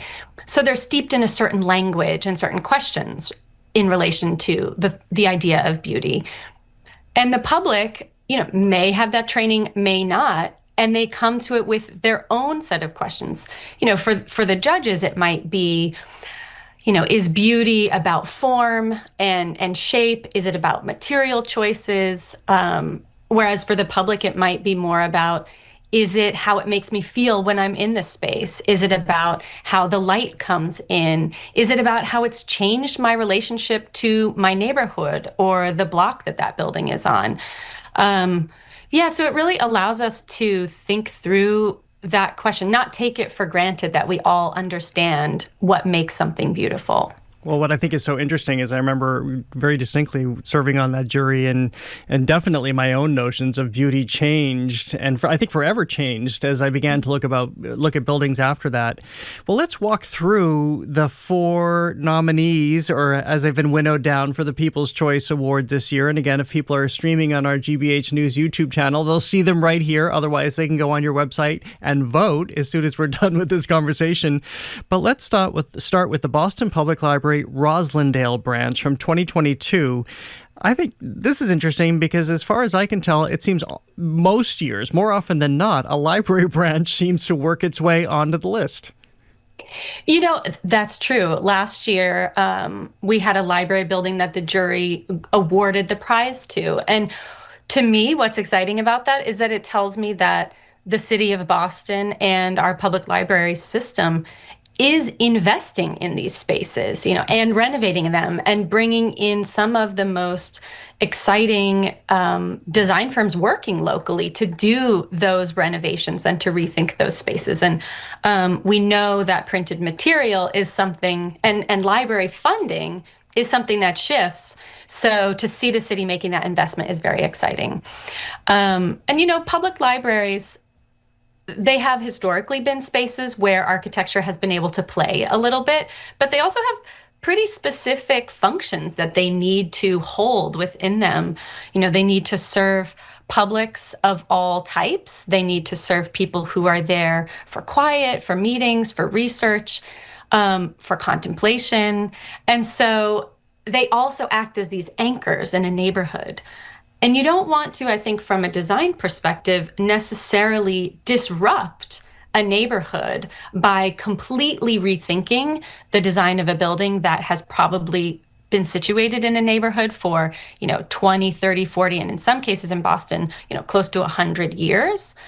So they're sensitive projects, certainly, but they're also places where across the landscape of at least Boston and Cambridge, they're places where some of the most exciting architectural renovation and design is happening.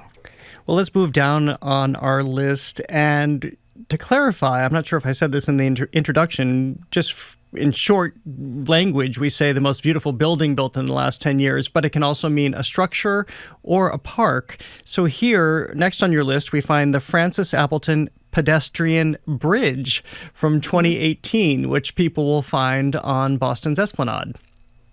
Yeah, and this building, I'm sure many of your listeners have seen it or I hope they've walked it. And I think, well, first of all, just including a bridge is asking the public and the jury, of course, to question this idea of what is architecture, is that term. And as you said, the award, it can be given to a public artwork or a monument, and so in this case, a bridge, which I would say there are questions certainly about aesthetics and beauty with regard to how it looks, but it's also a place where we see, engineering, precision, so functional aspects that are interweaving with questions of how beautiful the bridge is, how are its arches moving, what are the forms, Does it encourage people and invite them to walk it? So I think this was a really exciting choice for the jury to take up. And how is it integrated into the park? I run by this bridge a lot because I run the Esplanade a lot, and you see how it mimics the trees and the color of the bridge. You would think, how is it possible to have something that's so not a green thing, a tree or something, fit into the landscape? And yet it does in many regards. It really does. And that is something that I hope other members of the public will relate to the way that you have. How can buildings reflect back to us our experience of the natural world? That's always been an important question for architects and designers. And it's certainly an important one in the shape of that building. Or of that bridge. We'll go back to the buildings right now for choice number 3, which is Land's Sake Farm. I believe this is in Weston. It's also very new from 2025. It is, yes. And this one, I think this is a fun one because, again, farm buildings are thought of as so humble, even though perhaps they also hold a particular place in our architectural imaginary. The Red Barn is a very iconic symbol of American architecture. So to select a building like this, that it's not just a farm building that's for the farm workers. It's meant to be a place where the community comes to engage with the farm, to learn, to pick up their groceries, to engage in some sort of reciprocal food programs. So it's going beyond just the function of a farm building. It's the structure, the way it's designed by local firm Payette is really, it's meant to highlight as opposed to kind of conceal how it's built with these beautiful wooden beams that are very exposed. So this one, again, it kind of asks us, can something that's meant to be very humble still embody qualities or principles that we find beautiful? We'll get to number 4 in just a moment, but if people are just tuning in, I'm speaking with Paige Johnston, Senior Director of Programs and Impact for the Boston Society of Architecture. We're talking about the People's Choice Award for the most beautiful building or structure built within the last 10 years. Voting is now open through January 31st. So number 4 on your list is an anthropology building from 2014 that is on the campus of Harvard University. Yeah, so this building, some of your listeners may remember it. It has been a finalist in previous years, which does happen because how the process works is each year we open it up to submissions, and actually anyone, a member of the public or a firm, can submit projects as long as they fit the parameters. And this one has come up time and time again, and the jury has advanced it to the short list maybe 3, 4, 5 times. But it has not yet been selected by either the public or the jury to get the medal or the award. So there's clearly something about this building that is connecting with people, that is connecting with jurors. It's perhaps from this list, what do I want to say? It's the least publicly accessible in the sense of it's not a bridge that you might. It's not a public building in the sense of a library, but it is a space that holds exhibitions in it that members of the public can go to. It's on a part of the campus where its architecture both references other buildings around it, and yet it stands out completely from them. It's such an interesting structure with the way the windows are constructed, with the materiality of the brickwork that they have used on the exterior. So, I'm curious to see how it'll fare this year. This will be the last year that it's actually eligible for the award because of the time frame that we impose on this award. So, yeah, I'm curious to see what the public will think of this one. Well, the Harleston Parker Medal has been in place since 1921. So, and I think we're a little bit ambiguous about when the People's Choice Award part of this started. But if you look back at this more than 100-year span, how striking is it to you how much the whims of the public change? Keeping in mind that the Boston City Hall, which people love to hate, I believe, if I'm correct, received Most Beautiful Building when around the decade it was built.